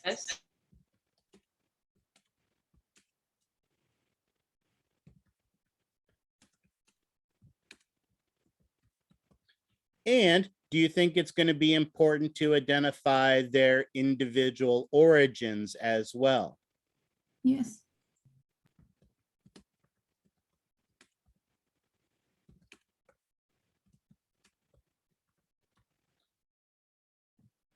Or let's say it this way, they're unique origins as well. I will give you a special phrase on the exam that when you see this phrase, the big fat warning bells should go off. I will use the two words, be specific. So on the exam, if I have an arrow pointing to this right here, this muscle right here, and I say, identify this muscle, be specific, you do not want to just say bicep brachia. You want to say the long head of the bicep brachia or the short head of the bicep brachia. You do not want to just say bicep brachia. I'm telling you to be specific. You also don't want to put the long and the short head of the bicep brachia, because while that identifies the two heads, am I pointing to both heads? No. No. So if you put both there, you will get it wrong. If I'm saying be specific, I'm saying be precise to this one here. And it's the same thing for the origins. If I'm pointing at the origin and I say identify this, the origin of this muscle, be specific. Again, just give me the one. Don't give me both of them. Guess how many muscles, guess how many heads there are on the tricep brachia? 3. 3. Guess how many unique bellies you need to be able to identify? 3. Guess how many unique origins you have to be able to identify? 3. 3. There you go. See how simple all of that is? Absolutely. All right. And so for the origins, for the bellies themselves, for the muscles, I will use be specific to let you know, to remind you that I want one precise piece of information. Now, the good news is this has only one insertion. And again, it has just the actions are going to be the same. So with the actions or the insertion. So if I ask you for the insertion of the bicep brachia, it doesn't matter which belly I'm pointing at. If I ask you for the action, it doesn't matter what belly I'm talking at. These, just one insertion, just one set of actions. Right? It could be 2 actions, it could be 3 actions, it could be 4 actions, but one set of actions. But for the bellies and for the origins, you will need to be specific. All right. Questions on that? All right. Now, the next piece of information we need to understand for this exam is what a muscle group is. Based on the name, what do you think a muscle group consists of? A group of muscles. Excellent. A muscle group is made up of 2 or more muscles. So does that mean if I randomly pick 2 muscles in the body, they're automatically a group? No. No, of course not. There are going to be rules. And there's 2 important rules. Rule 1 is the muscles must all be similar in their action. It's right here. All right, not sure what all of that was. I'll go ahead and mute everybody, but you're again welcome to unmute when you want to talk. Muscle groups, all the muscles must be similar in action.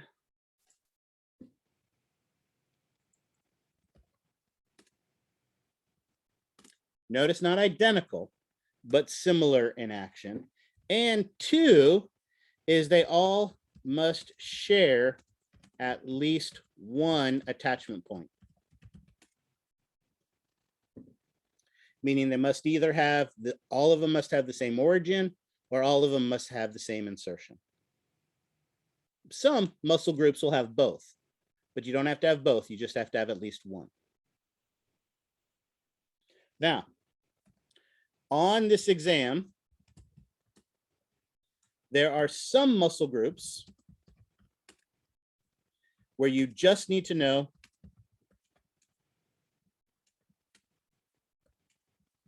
the group name. For instance, the zygomaticus, which we're going to talk about very shortly here, is a muscle group made up of the zygomaticus major and the zygomaticus minor. Do you need to know the individual muscles, zygomaticus major and zygomaticus minor? No, How do you know that? because you just said we need to know the group name, and that's it. True. Is there another way you could have figured it out? It's on our list. Our packet. The handout. Or more specifically, when you look at the handout, it's not on the list. Notice when we look at the handout, right? It says that it is a muscle group, but it doesn't list the individual muscles. Notice the scalenes is a muscle group where you don't need to know the individual muscles. So those muscle groups, you don't need to know the individual muscles. You just need to know them collectively as a muscle group. Oops, I lost my definition, but we're fine. We can get to that. So for all muscle groups, you must know the group name. For many, that's all you need to know. However, there are a few where you also will need to know the individual muscles. For instance, in your leg, there is a muscle group known as the quadricep femoris. Guess how many muscles are in that muscle group? 4. 4. And what are the 4 muscles that make up the quadricep femoris?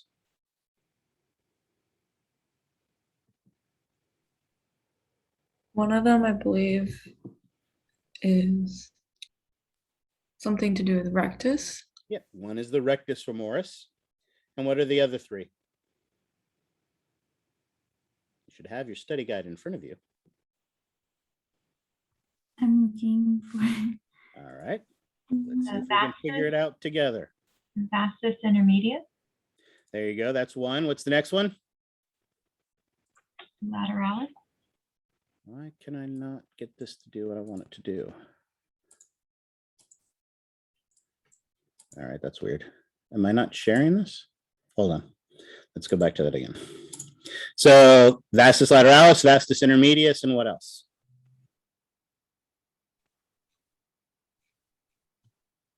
Vastus medialis. Yeah. Notice, lo and behold, when I look at my list, I see the quadricep femoris. That includes the rectus femoris, the vastus intermedius, vastus lateralis, and vastus medialis. So here, you need to know the name of the group, but also the individual muscles. Notice another group where you're going to need to know the individual muscles are the hamstring. Guess how many muscles make up the hamstring of your legs? 3. 3. Guess what those 3 muscles are? Biceps femoris, semimembranosus. Yep, and The semitendinosus. semitendinosus. Excellent. See how simple that is? So some muscle groups you'll just need to know as the individual group. You won't need to know the muscles that make it up, but some muscle groups you will need to know the individual muscles. And it tells you right here on your list. Notice the other thing that we see here. If we go back to that bicep brachia, for instance, notice as we look at the bicep brachia, as we mentioned, has 2 heads. Notice we have an origin for the short head and we have an origin for the long head. So we have the 2 names and their 2 independent origins. So like I said, if I point to one of these 2 heads on the exam, I will not want you to say, if I ask you to identify the origin and I'm pointing at the short head, right? Should you say the origin of the short head is the coracoid process of the scapula and the origin of the long head is the supraglenoid tubercle of the scapula? Or should you just give me the one precise origin I'm asking for? The 1%. The one. And how will you know that I just want the one precise that I'm looking for? You'll say Be specific. You'll say be specific, exactly. So I will try to make this as straightforward and obvious as possible when we go through this. All right. Excellent. Oops. Meant to go back here. So the last thing before we get into the meat and potatoes of this is, again, as always, I want to try to help you to digest this large amount of material as easily as possible. And so one of the ways to think about this, and one of the reasons we're going to take the time to draw the origins and insertions, is when it comes to the naming of the muscle, there are basically three primary ways that muscles are named. One of those three is the location. So as I mentioned, this two-headed muscle located in my upper arm was called what again?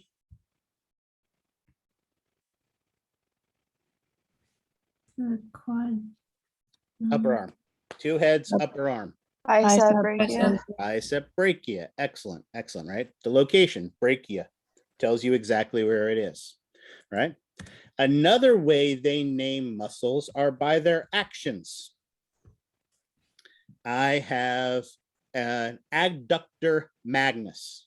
Guess what my adductor magnus does? Adduct. Adducts. I have a flexor carpi radialis. Guess what it does? Flexors. Flexes, absolutely, right? Elevators elevate. So often their names tell you that way. But the other way that muscles sometimes get their name is by their shapes. And the reason the shape can be important for us is the shape can indicate its function, how it's going to work. And so that can help us to understand its actions when we look at that. So the last thing before we can dive into the individual muscles we need to talk about is the shape of the muscles. Now, again, we are talking about muscles at the level of organs. And as we know, these are made up of large bundles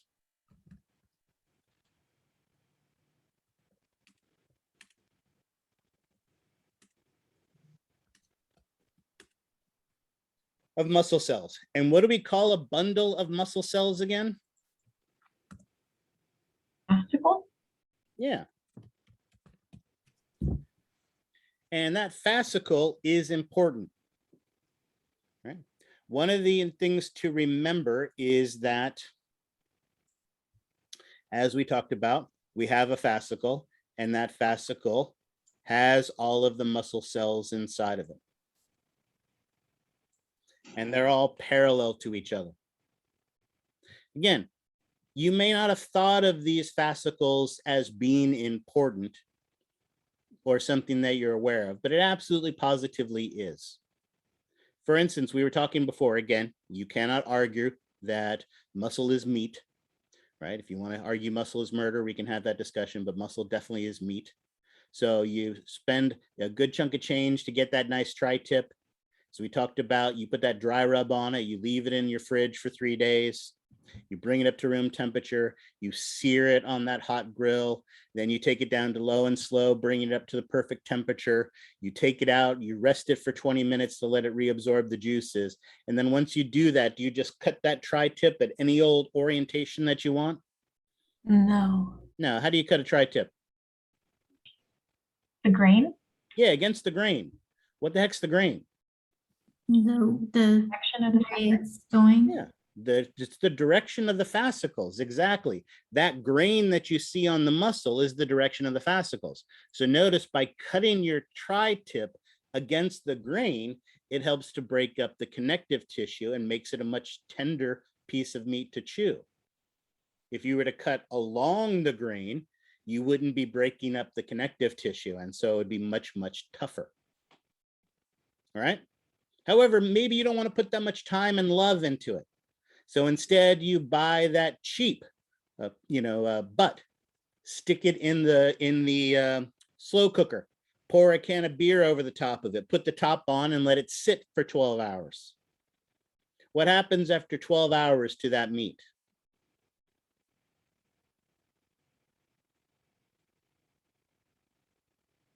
Come on, what happens to it? It falls apart. It falls apart. Does it fall apart into a bunch of irregular shaped pieces? No. No, it No. falls apart into threads. It shreds. Those shreds are the fascicles. By cooking it low and slow, you're breaking down all the connective tissue. So those bundles of muscle cells just pull apart into those individual threads, right? So these fascicles are important. They orient the muscle cells, and we see them in our muscle.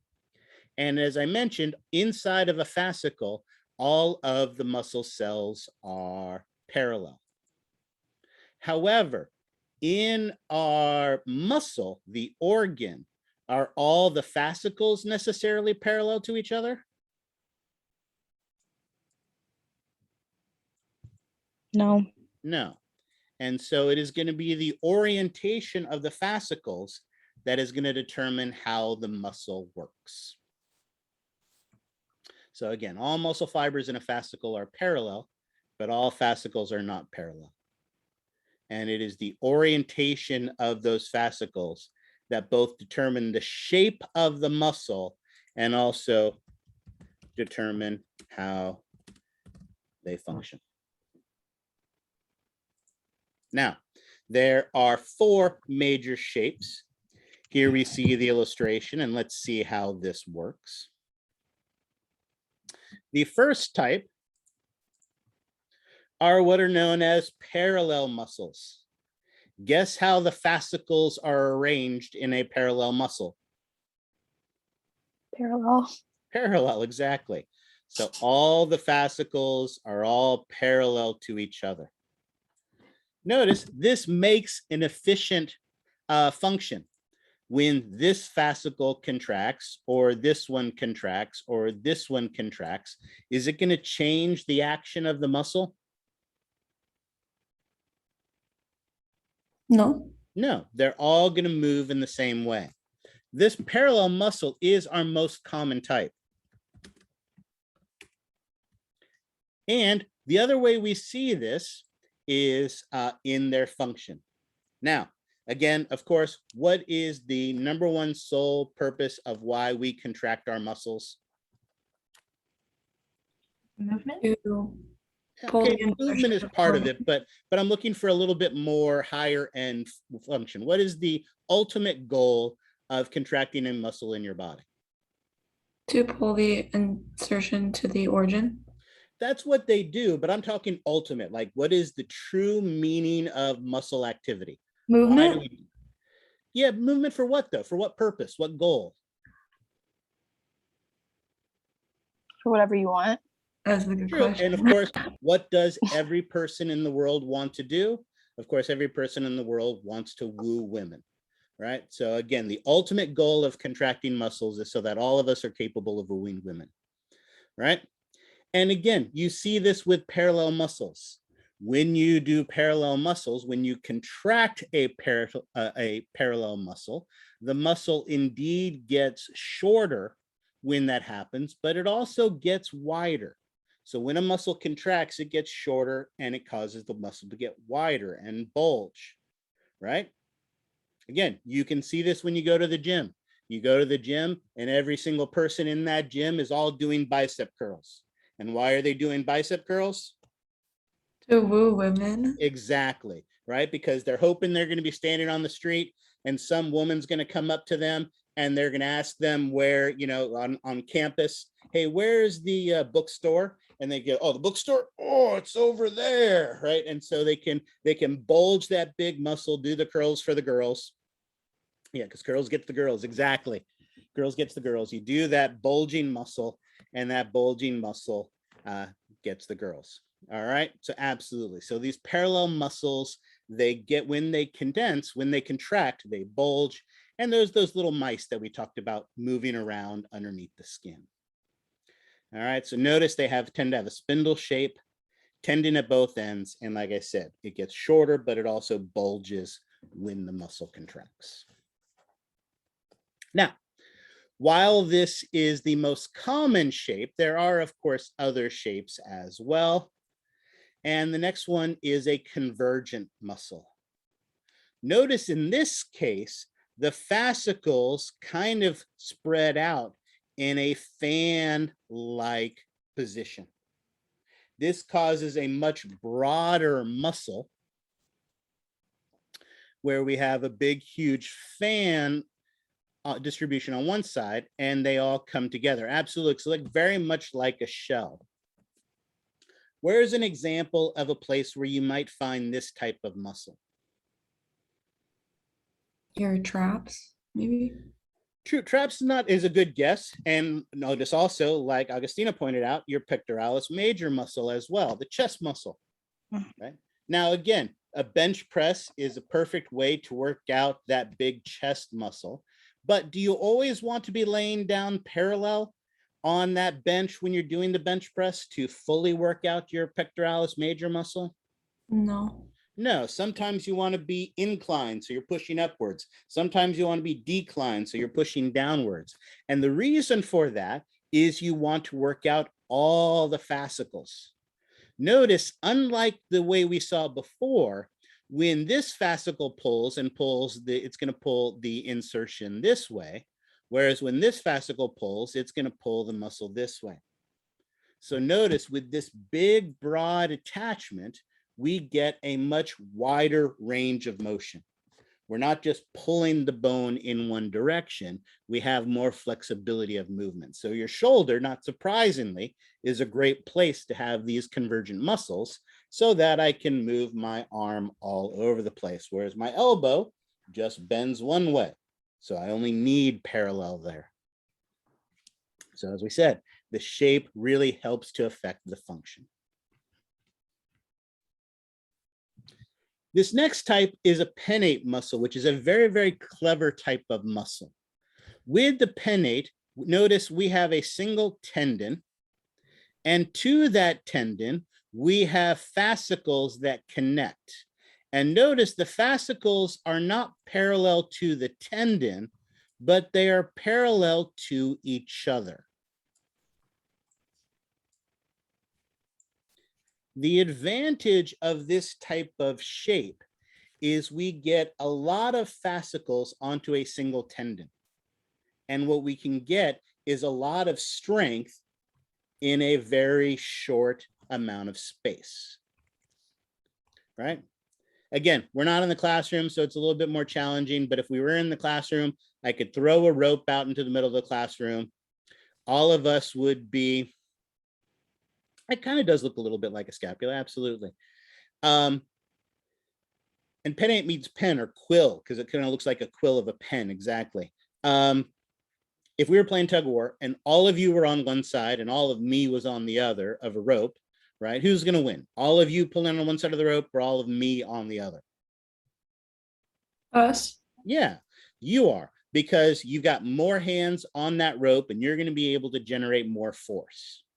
However, if my side of the rope was 3 feet long and your side of the rope was 2 inches long, would all of you be able to get your hands on those 2 inches of rope? No. No. So the only way you're able to generate all that force is if all of you can get your hands onto that rope. And that's exactly what this pennate does. We're able to get lots of hands onto the rope so it can produce a lot of force, right? Most of us don't want Popeye size forearms, but you need a lot of strength to be able to manipulate things with your hands. So having these types of pennate muscles in your forearm allow us to have a very firm grip, a very firm handshake without having big, massive Popeye size forearms. And that's what these pennate muscles do. Here we see an example of a unipennate. Unipennate is one tendon with just one row of fascicles. However, we can also have a bipennate. Bipennate has one tendon with two rows of fascicles. Notice I now have double the amounts of hands on there. This is an incredibly powerful muscle. And in fact, we mentioned earlier the rectus femoris, that straight muscle that is part of our quadricep femoris that moves our leg. Your leg is a big, huge, massive chunk of meat. You want to quickly lose 25 pounds, cut off your leg, right? Then boom, you're 25 pounds lighter, right? So to move that big, massive chunk of meat around, we need some really, really strong muscles. And one of the strongest muscles based on its size is your rectus femoris, this bipennate muscle. Here in your shoulder, notice again, it's not like 80s where we have these big, huge, massive shoulder pads anymore, but being able to move our arm out to the side, but also having some flexibility of movement requires muscles that have multiple tendons with multiple fascicles binding to them. And that is what we call a multipennate muscle. So notice your deltoid is an example of a multipennate muscle. Two or more tendons with two or more rows of fascicles. So again, there's that bipennate rectus femoris. There's that unipennate, like in the forearm, and that deltoid, which is actually a multipennate muscle. All right, questions on those? All right. So again, the advantage of them is they give us a lot of strength in a small compartment, in a small spaced, small shaped muscle. Our last muscle is a circular muscle. Well, all of these pictures are just from your textbook. So this is really just the lab stuff. I don't know if these slides have been posted, but where we're going next is going to be all the pictures from your textbooks. So I don't know if I necessarily have these slides because again, these are all pictures straight from your textbook. The last muscle is a circular muscle. And of course, when a circular muscle contracts, what happens?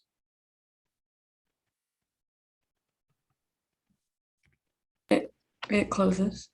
Yeah, the lumen gets smaller. Absolutely. Remember, the lumen is the center part of a circle. And when it closes, that lumen, when it contracts, the lumen gets smaller.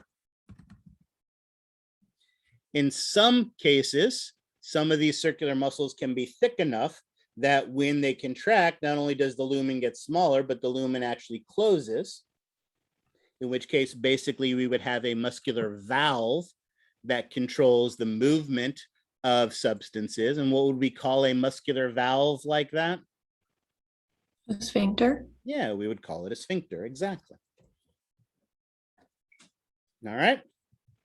So the shape of the muscles, the origins of the insertions, all of these play a role in helping us to understand what their actions are going to be.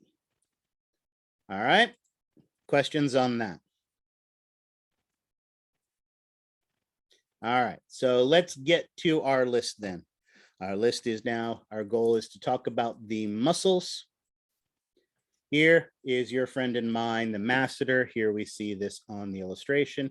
And again, we are going to want to, I guess I have to go here. We have this handout here, and let's make this a little bigger.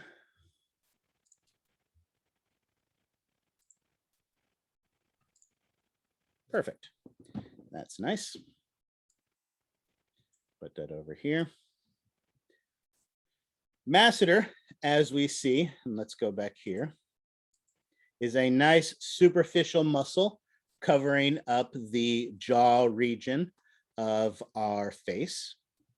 So using our red pens and our blue pens, let's draw the origin. What is the origin of the masseter? The zygomatic arch. Zygomatic arch. Excellent. So, and I think we did this in the last class, but it's okay. We're doing it again. there is our, is this easier if I make it bigger? Yeah, a little bit easier. Excellent. So there is my origin. Remember, origins are red. And what is the insertion? Mandibular angle. Mandibular angle. Excellent. Now, remember, as we talked about, we know that when a muscle contracts, it is going to pull the insertion towards the origin. And so by taking the time to draw this, it will tell us exactly what the masseter will do. So how many actions does the masseter have? One, One, One. And what is it? elevate. elevate the mandible. Elevate the mandible, exactly, right? And notice if you put your hands on your cheek and you elevate or squeeze your jaw, if you clench your jaw, you can feel those muscles contracting in your cheek region.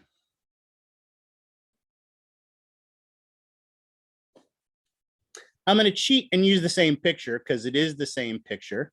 Let's switch to the second muscle. Our second muscle here that we can see by comparison is the temporalis. Temporalis is a little superior to our masseter, but again, to really appreciate where it is and what it does, it is helpful to look at and draw its origin and its insertion. So here, we'll go to the temporalis. And on the temporalis, what is the origin of the temporalis? Temporal fossa. Excellent. So temporal fossa is basically this flat, smooth surface up here. And I'm not going to waste the time to color it all in. You get the idea. Up here on the temporal bone. And what is its insertion? The coronoid process mandible. Right. Now notice, and we have to cheat a little bit here. Do we actually see the full coronoid process of the mandible? Notice it's hidden a little bit by the zygomatic bone. So again, you're not turning this in for an assignment. So you're going to draw this however it makes sense to you. If it makes sense to you to just draw on the last little bit that you can see, that'll be fine. If you want to draw with a dotted line to show where the end would be and then color that in, that's fine. Again, you're not turning these in for a grade. This is your study guide to help you to learn this material. So do whatever makes sense to you.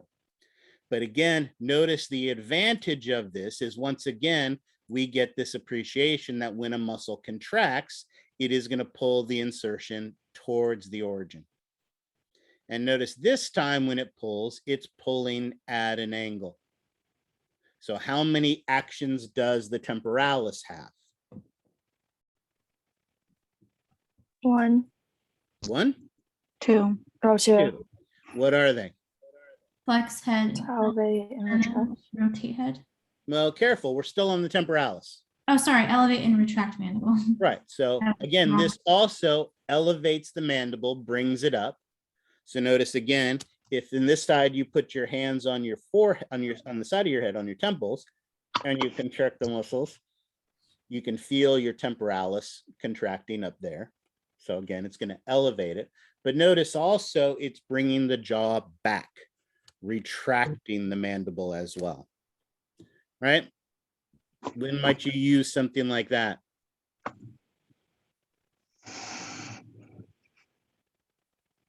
Eating. When might you retract your mandible? Eating. Chewing. Chewing is an obvious example, right? Absolutely. Bringing it up and chewing it around is an example. Although there's a lot of other activity going on, especially if you're chewing like a cow, like you're all over the place. The other one, again, and part of it is being an older sibling, right? Being an older sibling, you're required by law to torture your younger siblings and to make fun of them anytime they do anything, you know, even remotely stupid. And so, of course, anytime they do something even remotely stupid, then, of course, you got to give them that der face, right? Where you retract the mandible to get the big overbite bite to give them that der, right, for being really stupid. So that der face is a great example of when you would use that temporalis muscle. All right.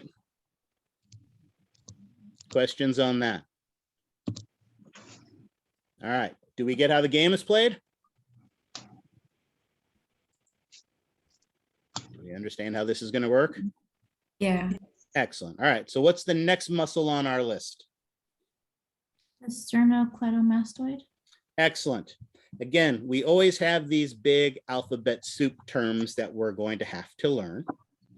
Here in our muscles and the muscles that move our head and neck is the sternocleidomastoid, but its name tells you everything about it. This muscle has 3 attachment points and they're all in the name. Sterno refers to what? The sternum. Clito refers to what? The clavicle, maybe? Clavicle. And mastoid refers to? Mastoid body. Yeah, the mastoid process. Remember that mastoid process is that big bump behind the ear. And sure enough, lo and behold, if you look behind the ear, we can see where this muscle attaches behind the ear. Notice we don't see the other 2 attachments because this pesky superficial muscle, the platysma, is in the way. But notice conveniently, we have other pictures in your textbook that do a nice job of showing this. And notice, lo and behold, we have 3 attachment points. Behind the ear on the mastoid process, out here on the clavicle, and out here on the sternum. And notice this is not a continuous process. There is a gap in between. The muscle does separate a little bit. Not so much that it has its own belly, it just separates a little bit. I think this picture probably does the best of showing it, but again, we want to draw it because we want to understand how this is going to work. And so when we come here, let's start easy with the 2 origins. What are the origins of the sternocleidomastoid? The manubrium of the sternum. Excellent. So right up here on the manubrium on the sternum and the sternal end of the clavicle. there you go. Down here, the sternal end of the clavicle. These are the 2 origins of the sternocleidomastoid. And so then that 3rd attachment point must be the insertion. And where is the insertion? The mastoid process. Mastoid process. Now, again, we're limited by our drawings here. Does this drawing actually show us the mastoid process? No. No. So again, cheat. Do whatever makes sense for you. If you want to use a pencil to draw your own exaggerated mastoid process to have it sitting there and then draw your insertion into that, that's fine.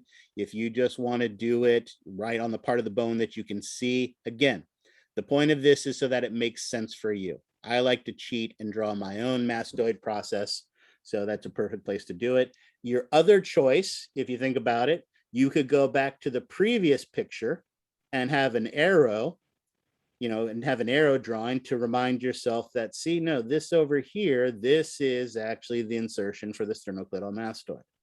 So again, there's no wrong answer on how you do this. The whole point is just to do whatever makes sense for you. Okay, so do whatever makes sense for you, but just make sure you know these origins and these insertions. Right, because that's what this exam is going to be. I think we talked about this last chance, but let's finish this first, and then I'll make a point of emphasizing that. So, Well, it's like these types of images, and what we need to like, or are you just going to have so that's what I'm going to do next. So let's talk about that next, but let's finish this one off first, so we're not midstream when we're thinking about this. Okay. So again, as we know, muscles pull their insertions towards their origins. So how many actions does the sternocleidomastoid have? 3. 3. What are they? The flex head and elevate the sternum. Okay, so wait, so let's do one. So remember, we have 2 sternocleidomastoids. So if both pull at the same time, if both pull my mastoid processes towards my sternum and my clavicle, that flexes the head. Remember, we called this kind of the prayer muscle. However, if I just contract one, what happens? Rotates the head. You rotate. Right, it's going to rotate the head. And remember, we said that muscles always pull the origins towards the insertions towards the origins. But as we also talked about in this class, the sky is blue, which remember is our way of saying that everything we talk about is the simplified version of what's really happening in the body. And in the body, sometimes we can flip the origins and the insertions. What we could do is using other muscles, other of the 600 muscles that we have in the body, we could hold our head still. So that when I contract my sternocleidomastoid, instead of my head coming down, my ribs come up. So technically at that point, the origins and insertions switch, but what we say is the origin is the origin. What we say is the insertion is the insertion. We're not going to worry about what they flip, but we are going to worry about their actions. And so sometimes we can actually get the origin to come up towards the insertion. So by holding our head in place, we can elevate the ribs. And what was the trick? That no, lateral flexion, remember, would be to the side. This in this case is rotating. Notice my chin is moving away from the muscle that contracts. So that's a rotation. Whereas a lateral flexion, my chin would stay where it is and my ear would go towards my shoulder. So ear towards the shoulder would be a lateral flexion. Ear coming towards the front, chin pointing away, that's a rotation. Okay. And of course, what was the trick that I told you to help you to remember? These 3 actions of the sternocleidomastoid, again, wasn't mine, but I had a student. There you go, the bong hit. Absolutely, exactly. All right, so let's go back to that other question we were just talking about. So for the lab exam, the vast majority of the lab exam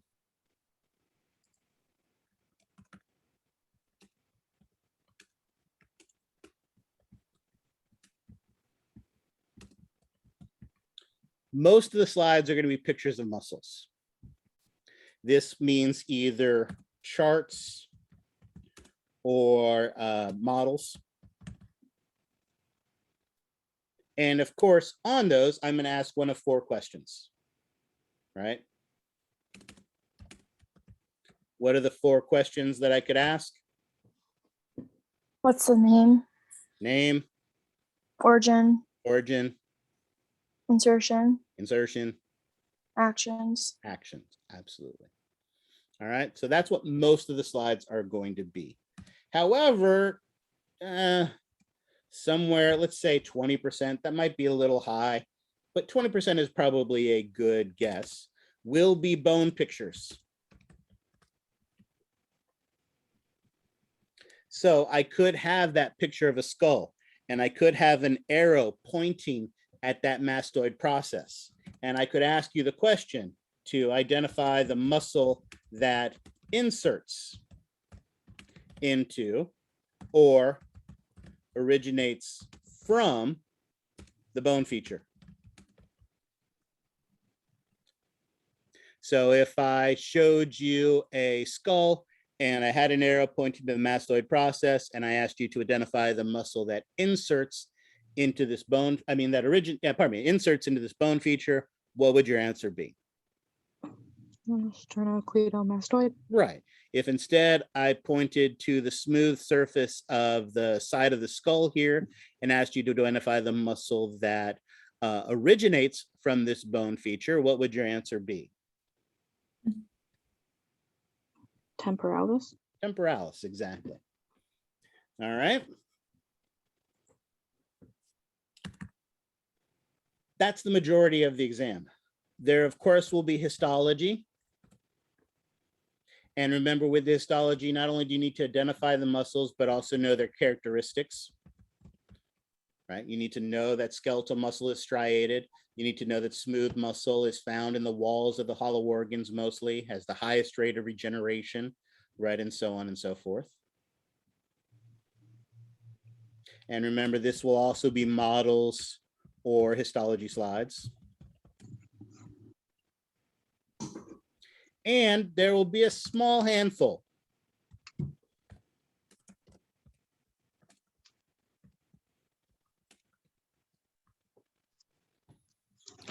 One of the nice things about our bodybuilders, especially when they are competing, is they work out beforehand to cause inflammation to their muscles, increase blood flow to their muscles. They typically dehydrate ahead of time as well, so that their skin basically sticks to the surface of their muscles. And can we see the musculature on those bodybuilders, like that picture we looked at earlier, really, really, really, really well? Yes. Absolutely. And so does it make it easy to identify superficial?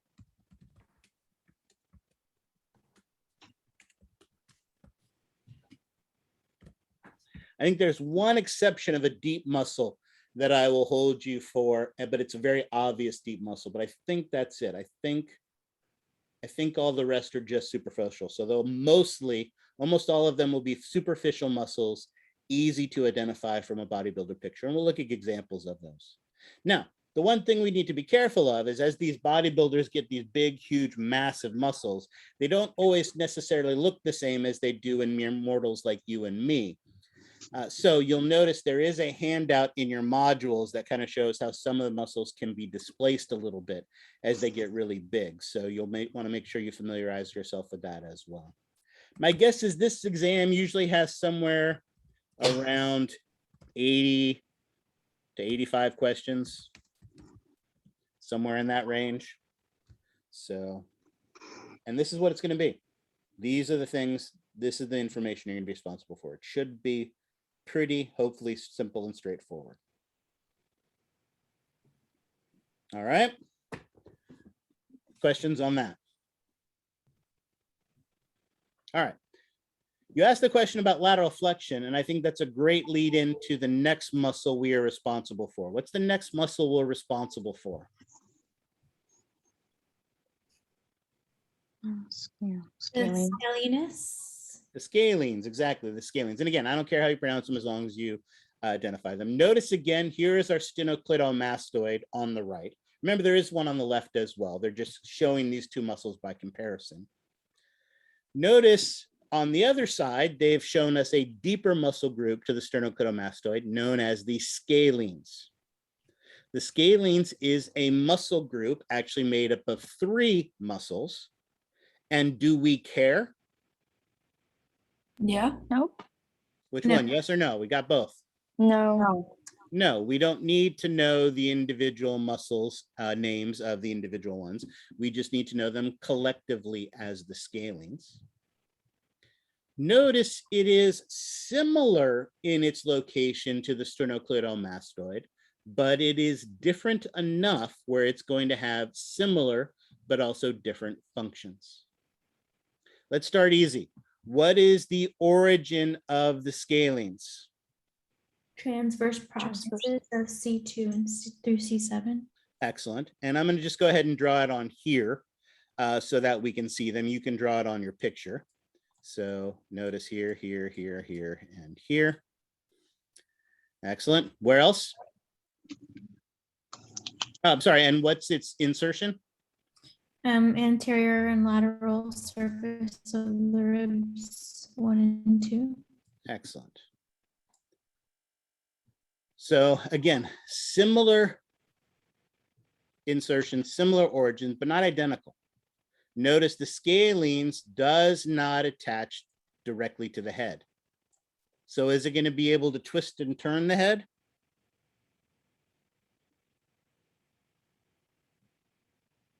What do you think? No, if it doesn't attach to the head, it's not going to be able to twist and turn it. How many actions does a scalene have? 3. 3, right? What are they? The ribs, flex head, and then laterally flex head. Excellent. So let's do this. Elevate ribs and flex head. Remember, those are the same as the sternocleidomastoid.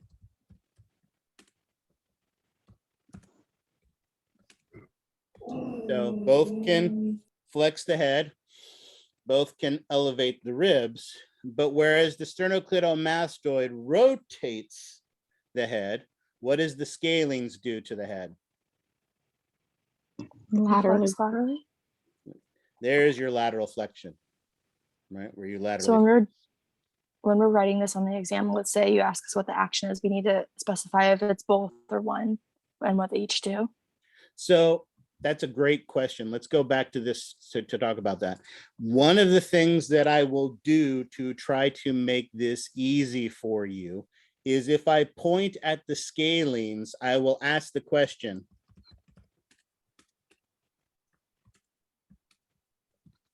I won't just say identify the actions.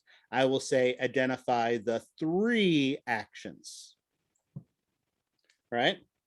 So if, for instance, you're not sure whether I'm asking you about the masseter or the temporalis, I have an arrow that for some reason is in between, which it shouldn't be. It should be obvious. But let's say for argument's sake, it seems in between and you're not sure.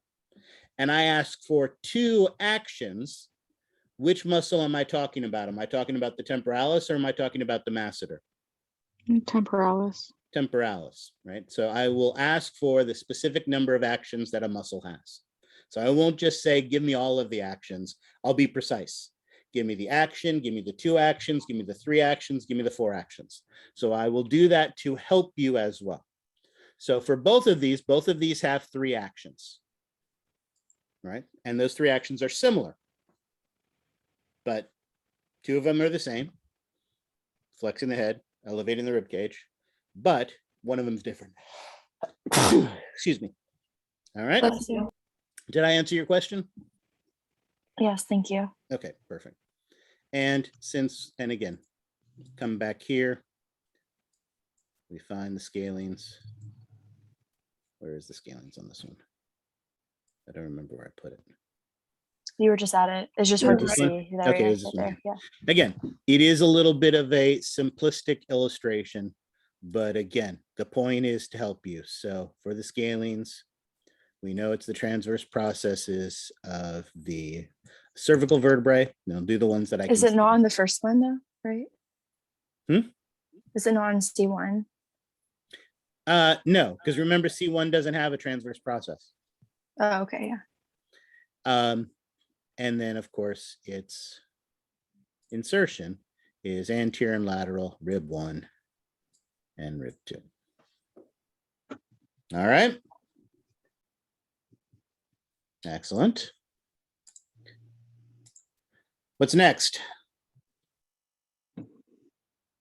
Zygomaticus. Zygomaticus, excellent.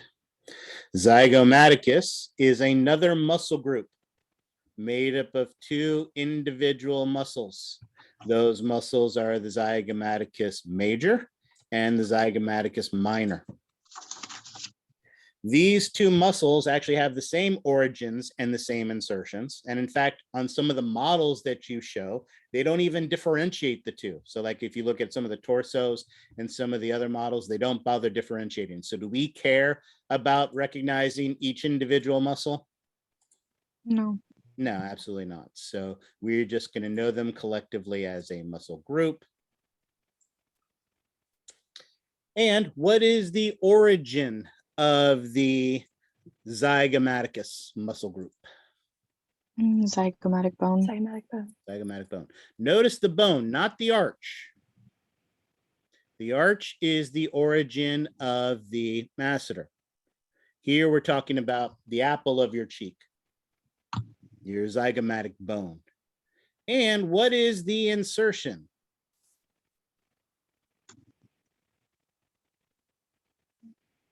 Skin and muscles at corner of the mouth. Right. Now, obviously, does a skull show the skin and muscles? No. No, but we know over here is the corner of the mouth, the skin and muscles, and that is where it's going to insert.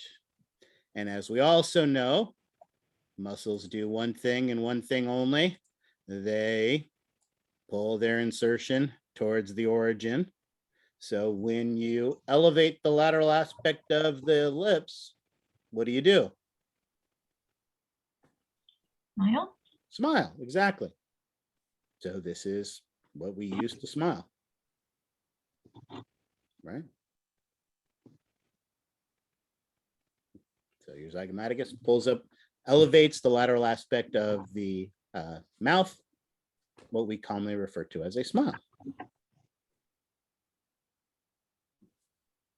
Questions on that?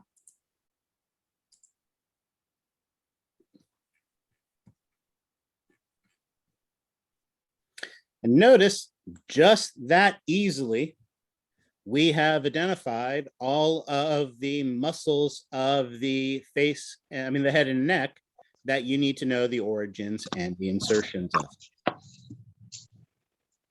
All right. Questions on that? All right. But notice we do still have a handful of other muscles that we need to be able to identify. So let's go through our list and identify the muscles and identify their actions.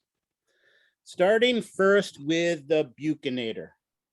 The buccinator is a deep muscle, and if you look closely, it can be tricky to see at first, but actually, especially on these charts, especially on a model, it can be super easy to see these.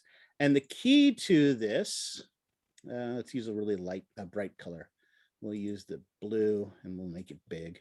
So here is that zygomaticus coming to the muscles at the corner of the mouth. Here is our masseter.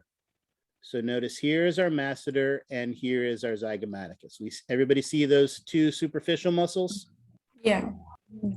Notice there is a V shape in between them. And that V shape in between them is that buccinator, that deep muscle in between those here.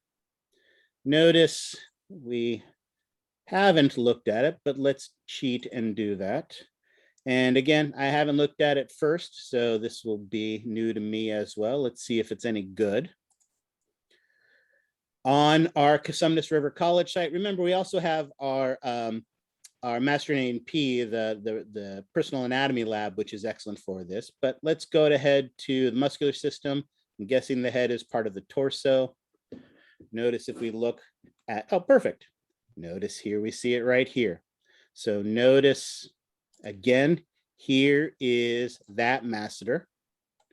Here is our zygomaticus. And then at that V in between, this is that deep buccinator muscle. So we can see that really nicely. This is one of the heads of the torsos. And that's the only head model they have. But your PAL has some better head models as well that will show that as well. So that is that deep muscle that we see there. That is that buccinator. Excellent. All right. Does it have an origin and insertion? No.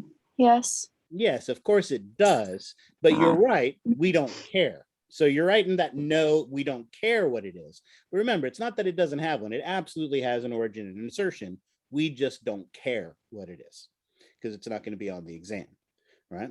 What do you use the buccinator for? To press cheeks against teeth and lips. Yeah, basically it squeezes the cheeks down so that, why would you use something like that? Why would you squeeze your cheeks down? To drink out of the straw. Okay, squeezing it when you're drinking, absolutely, to help with the suction. When else might you do that? Chewing, presenting the food to your teeth. Absolutely. All very, very good reason. Not the best reason, but absolutely very good reason. Could be useful for kissing, absolutely. Although you want to be careful when you say kissing, because while you want to squeeze your cheeks, you're also puckering your lips, and that's not what we're talking about. So the goal here is to kind of squeeze the cheeks without puckering the lips too much. So all of those, absolutely, the chewing, the kissing, the drinking out of the straw, all of those are good reasons, but they're not the best. Of course, what is the greatest movie that has ever been made in the history of all mankind?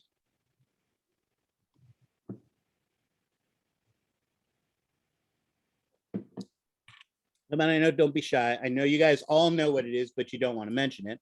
Of course, as you know, but are obviously too shy to mention, it is, of course, Zoolander. And what is Zoolander, of course, known for? His lips, or he does the little cheek thing. I don't know. There we go. Blue steel. Notice for blue steel, you have to be able to contract your buccinator muscle. So there you go. With limited puckering of the lips, you've got that squeezing of the cheeks, you've got Blue Steel and the greatest movie in the history of mankind. All right. Okay, maybe not. However, as Augustina mentioned, we may also want to kiss. And while we want to squeeze our cheeks a little bit for that as well, we also want to protrude our lips. For that, notice we have a circular muscle that goes around our lips. And as we know, when a circular muscle contracts, it decreases the lumen and causes the lips to close and protrude. And that circular muscle around the mouth is the orbicularis oris. Notice we have another circular muscle. This one happens to be around the eye. So it is the orbicularis oculi. What does the orbicularis oculi do? It closes the eye. Blinking. It does close the eye. However, I do want you to be careful. They got a little lazy on this illustration. Notice they've got this line coming to the eyelid. There are separate muscles that are responsible for elevating the eyelid, so bringing the eyes up. So a simple blink doesn't use the orbicularis oculi. However, as you mentioned, if you want to exaggerate that, like that wink, or if you want to squeeze your eyes because you're on in the middle of a dust storm or something like that, when you squeeze that squinter, or again, you're getting old and you need to squint your eyes to change the curvature of your cornea so you can read the menu. That more vigorous closing of the eye is the function of the orbicularis oculi. All right. Questions on that one? All right, excellent. Next is a muscle called the epicranius, which is a perfectly acceptable name that you are welcome to use. And normally, you know me, I'm lazy. I like the names that are easier to spell. But in this case, I like the longer version of this one. This muscle is also known as the occipital frontalis. The reason I like occipital frontalis is this is a two-bellied muscle. This is one of those examples where we have two bellies to a muscle. So we need to be able to identify the two individual bellies.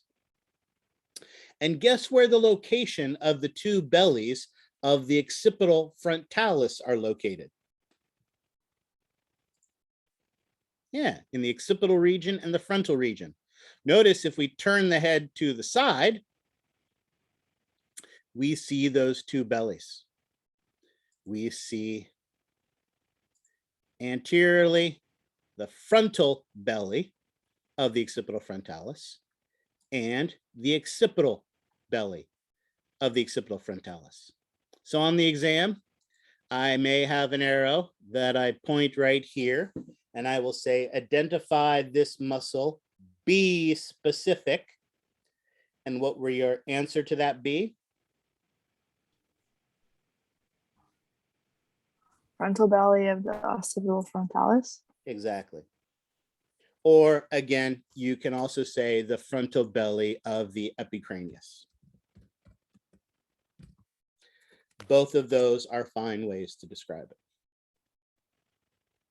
Now, notice these two bellies are connected. Oops, hold on, I want that to stay green.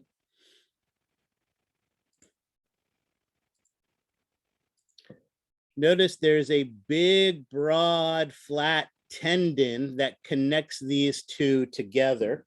And what's the term we have for a big, broad, flat tendon? Aponeurosis. Aponeurosis. Now, is this the only aponeurosis in the body? No. Nope. No, this one is specifically on top of the head. So it is the epicranius.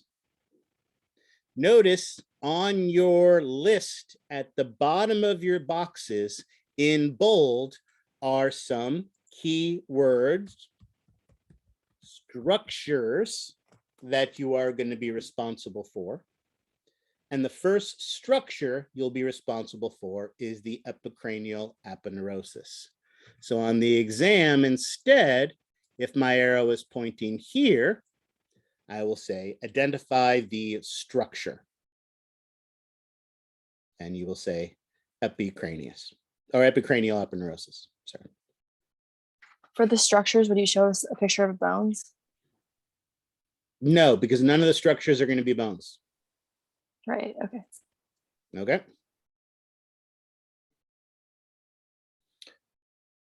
Most of the structures like this will be tendons or ligaments or things like that. And this one, it happens to be an aponeurosis. All righty. So we've identified the two individual bellies. We've identified the structure that connects them together. What we haven't talked about is their function. And what is their function?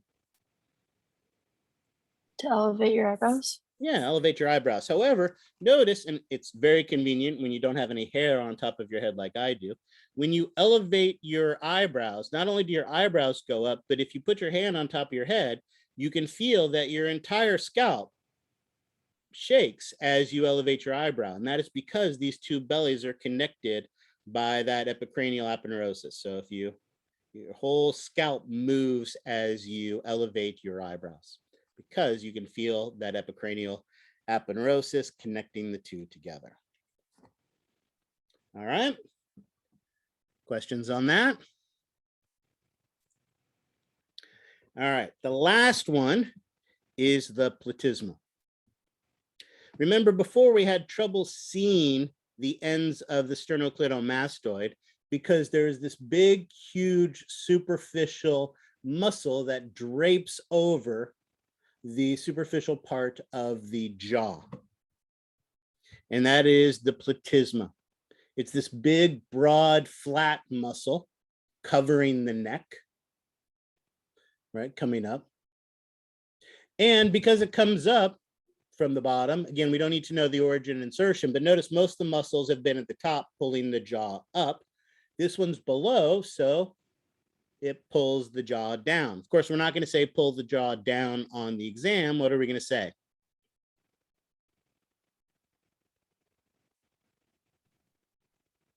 Depress? Yeah, depress the mandible or depress the jaw. Absolutely. However, notice it also curls up onto the anterior part of your chin as well.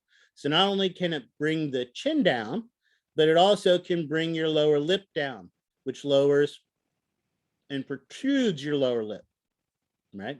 In that pouting type of motion. So that ability to depress and protrude the lower lip is because of the platysma as well. Yes, Ava. Would that be considered one action or two separate ones? Two actions. Okay. Moving the mandible down, moving the lip down. So this has two actions.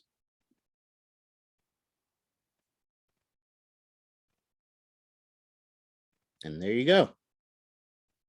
Just that easily, we have identified all the muscles that you are responsible for that move the head and neck. And again, while we're not responsible for the origins and insertions of these, remember, as we noticed, what's the whole point of contracting muscles again?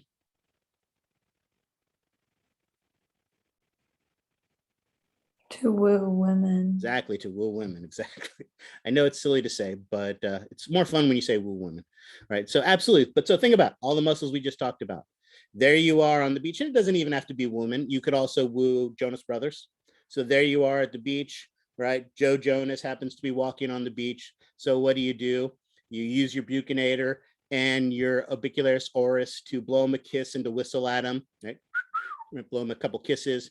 Use your zygomaticus to smile, your orbicularis oris to wink at him, your epicranius to raise and elevate your eyebrows at him. And when he still walks away, you're sad. And let's think of the platysma, this big, broad muscle. Remember, as we talked about, it's going to depress the mandible and protrude the lip. But an easy way to see that is to use your temporalis and masseter to contract at the same time. And if you contract that at the same time, you can put tension in your platysma without lowering your jaw. And notice you get that nice big broad neck muscle, right? That angry, incredible Hulk muscle. That's that platysma that you can see. So when they walk away, not only are you sad, but you're angry as well. So there you go. Use it to woo Jonas Brothers or women. All right, questions on that?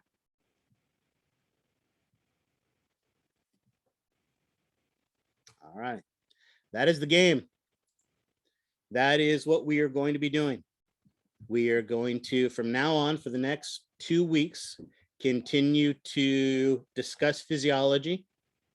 Oh, and let's go back and finish with that. That's all I wanted to get through. We got through and it's a little bit early. So this is a perfect opportunity to do one more thing. This is our game plan.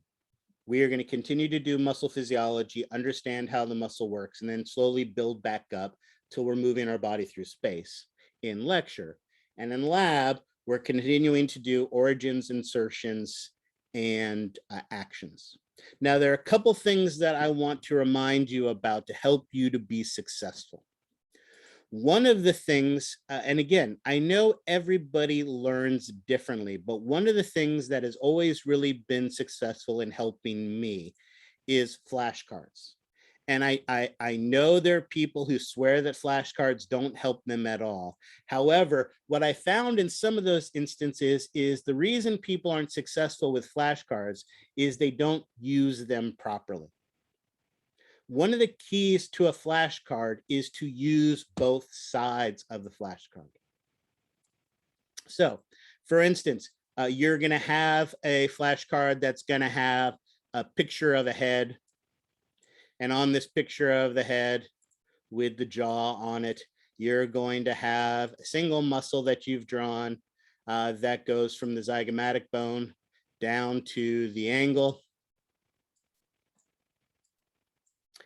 And you're going to look at that picture and you're going to know it's the masseter. And so then when you look at the back side of the flashcard, you have masseter written on the back. Right? And all people do is stare at the picture and try to think of what the word is. And that's a great way to do it. But the key to a flashcard is to flip it around sometimes too. Look at the name and try to visualize where it would be in the face. And more importantly, for muscles that you need to know the origins and the insertions for, the other thing that I find that people do that isn't as successful, let's say it that way. Oops, where did my go back, come back? Is they will put the name of it on one side, and then on the other side, they put the origin, they put the insertion, and they put the action, and they study it that way. A better way to study this stuff is actually not to use a two-sided flashcard like this, but to use a four-sided flashcard. Take a normal flashcard and fold it in half. And when you do that, you will have a four-sided flashcard, right? So I have my piece of paper here where I folded it in half, and that is going to allow me to have a four-sided flashcard. And so what I'm going to do on one side is I'm going to have either the name, stop it. I mean, either have a picture or the name of the muscle. And then on the other side, I'm going to have the origin. And on the other side, I'm going to have the insertion. Oops, if I spell that right. And on the last side, I'm going to have the action. So that the first time I'm studying it, I look at the name and I try to think of the other three pieces of information. But the second time I look at it, I look at the origin and try to think of what muscle that comes in from the origin. And once I figured that out, I should be able to figure out its insertion and its actions. And then the next time I go through it, I'm going to look at the insertion and think, all right, what muscle inserts into, right, the mandibular angle? That's the masseter, and it originates from the zygomatic bone, and I mean zygomatic arch, and its action is to elevate the mandible. And then you can even look at the action and try to think of what muscle it is that way. If you separate the pieces of information up that way, it will help you to associate them together better. And if you think about it, this part, as I mentioned, is as much as 20% of the exam.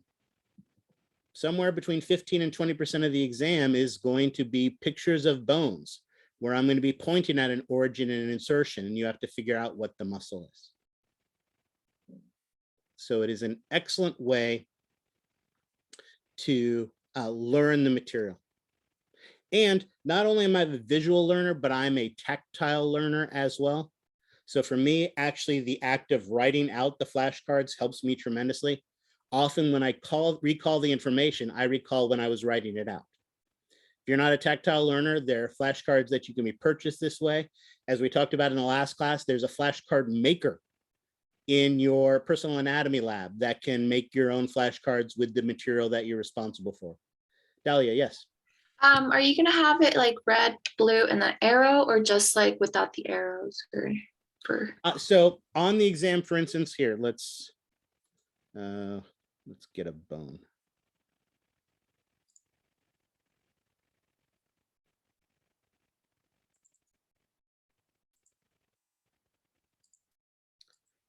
So on the exam, I would have a picture like this, and I would have an arrow like this. And like I said, I would say, identify the muscle that inserts into this bone feature. Then you would say, Masseter? right. Or I would say, identify the muscle that originates from this bone feature.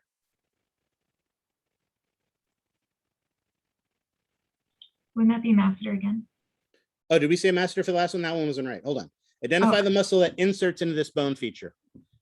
What muscle inserts into this bone feature? The sternocleidomastoid. yeah. Sternocleidomastoid. There you go. Identify the muscle that originates from this bone feature. Zygomaticus. Masseter. Notice, identify the muscle that originates from this bone feature. Zygomaticus. That would be the zygomaticus, right? Identify the muscle that inserts into this bone feature. Masseter. Masseter. And hold on, come on. I just want to grab the end. Thank you. Identify, this isn't the best picture for it, but identify the muscle that inserts into that bone feature.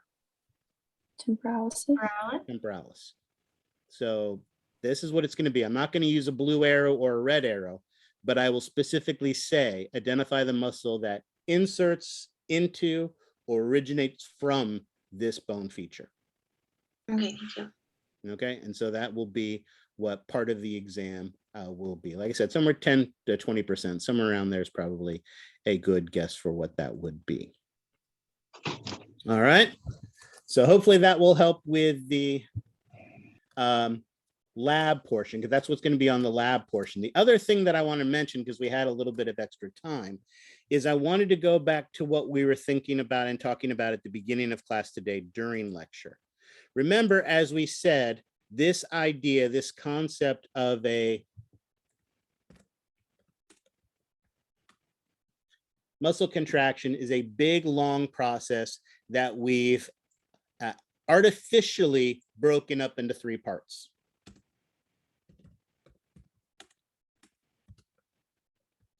And remember, I said that I guaranteed there would be at least 2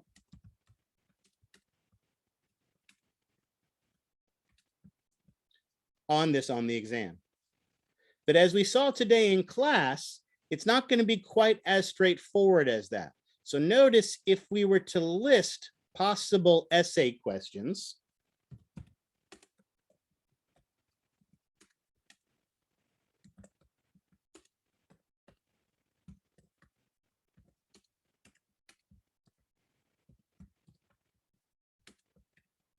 as I mentioned, there is a test bank that has, among the questions in there, initiation of communication at the neuromuscular junction. That's one possible essay question. But what's another possible essay question I could ask based on what we did today? Stopping the communication. Stopping it. Yeah. And again, I will say termination. And I'll abbreviate it here just because it's written right above. So describe the process of terminating communication at the neuromuscular junction. And notice there was a third one today as well. Modifications. Right. Now, in this case, I won't ask the question, how do you modify communication at the neuromuscular junction? Instead, I would ask something like, how would tetanus modify communication at the neuromuscular junction, or something like that? So I would pick a specific toxin to identify. And guess what? We then need to initiate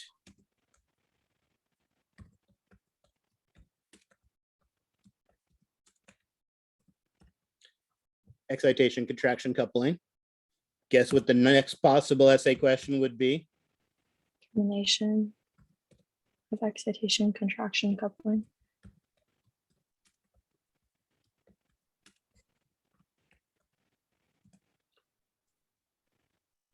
Modification of excitation contraction coupling is something we're going to save to a different part. So I'll just tell you right now, it's not going to be one of the possible essay questions that you'd be responsible for.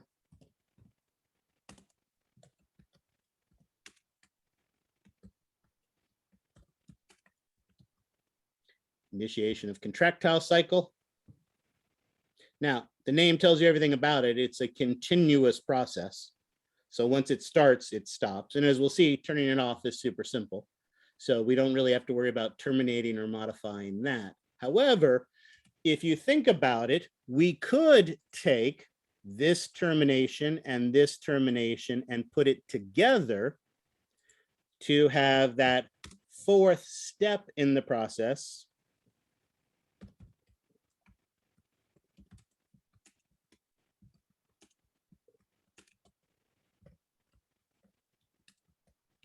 Where you could describe the process of relaxation.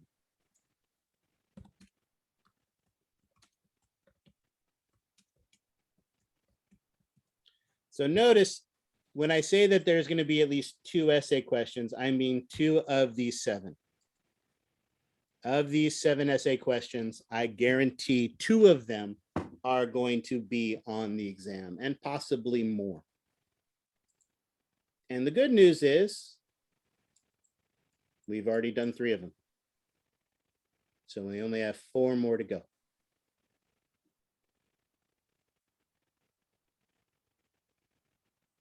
All righty.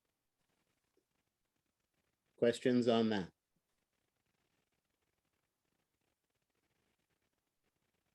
All right. Then that is everything that I have for you for today. Again, we're finishing a little bit early, but this is okay. We got through that material really, really well. So we're right on schedule where I want to be. As I mentioned, I need an hour to, so actually this works out perfectly. I will spend the next hour getting your grades curved and input into Canvas properly. And then once that is done, I will then release them, post them so that you can access them and have availability to them. Once I get that done, then that should be, like I said, close to 12:30. So at 12:30, I'll have my normal office hours. So if you have questions about the exam, come to my normal office hours from 12 to 1. And then, like I said, I'll use the next hour to get that curved and to get that material input for you. All right. And that's it. That's our game plan. Now you know what to expect for the next 2 weeks. Questions on any of that? So we will just be doing part of lecture and then lab. It's going to be split up just like we did today for the rest of. Yeah. So notice kind of like Okay. what we started in the skeletal system, where, you know, Right. at first it all kind of meshed together and it was all kind of together. But now we're going to be much more precise. Physiology and lecture, origins, insertions, and actions in lab. So it'll be much more distinct, that break between, you know, lab and lecture, just like yourself Thanks. today. So exactly. All right. Excellent. Any other questions? All right. I will see you guys Wednesday. Like I said, I'll have my office hours. And like I said, all right, as soon as I get the grades curved and modified in Canvas, I will not only post the grades, but release the exams. Remember, just like before, you'll have about 24 hours to be able to evaluate them and look at them and figure out what you got right and wrong and ask any questions that you have on that. So again, for those of you who are still doing the Science Success Center, this is a perfect opportunity to do that for your exams. All right. And then, of course, any questions you have, come and see me. All right, guys, have a good day. I'll see you Wednesday. Thank you. Thank you. Bye.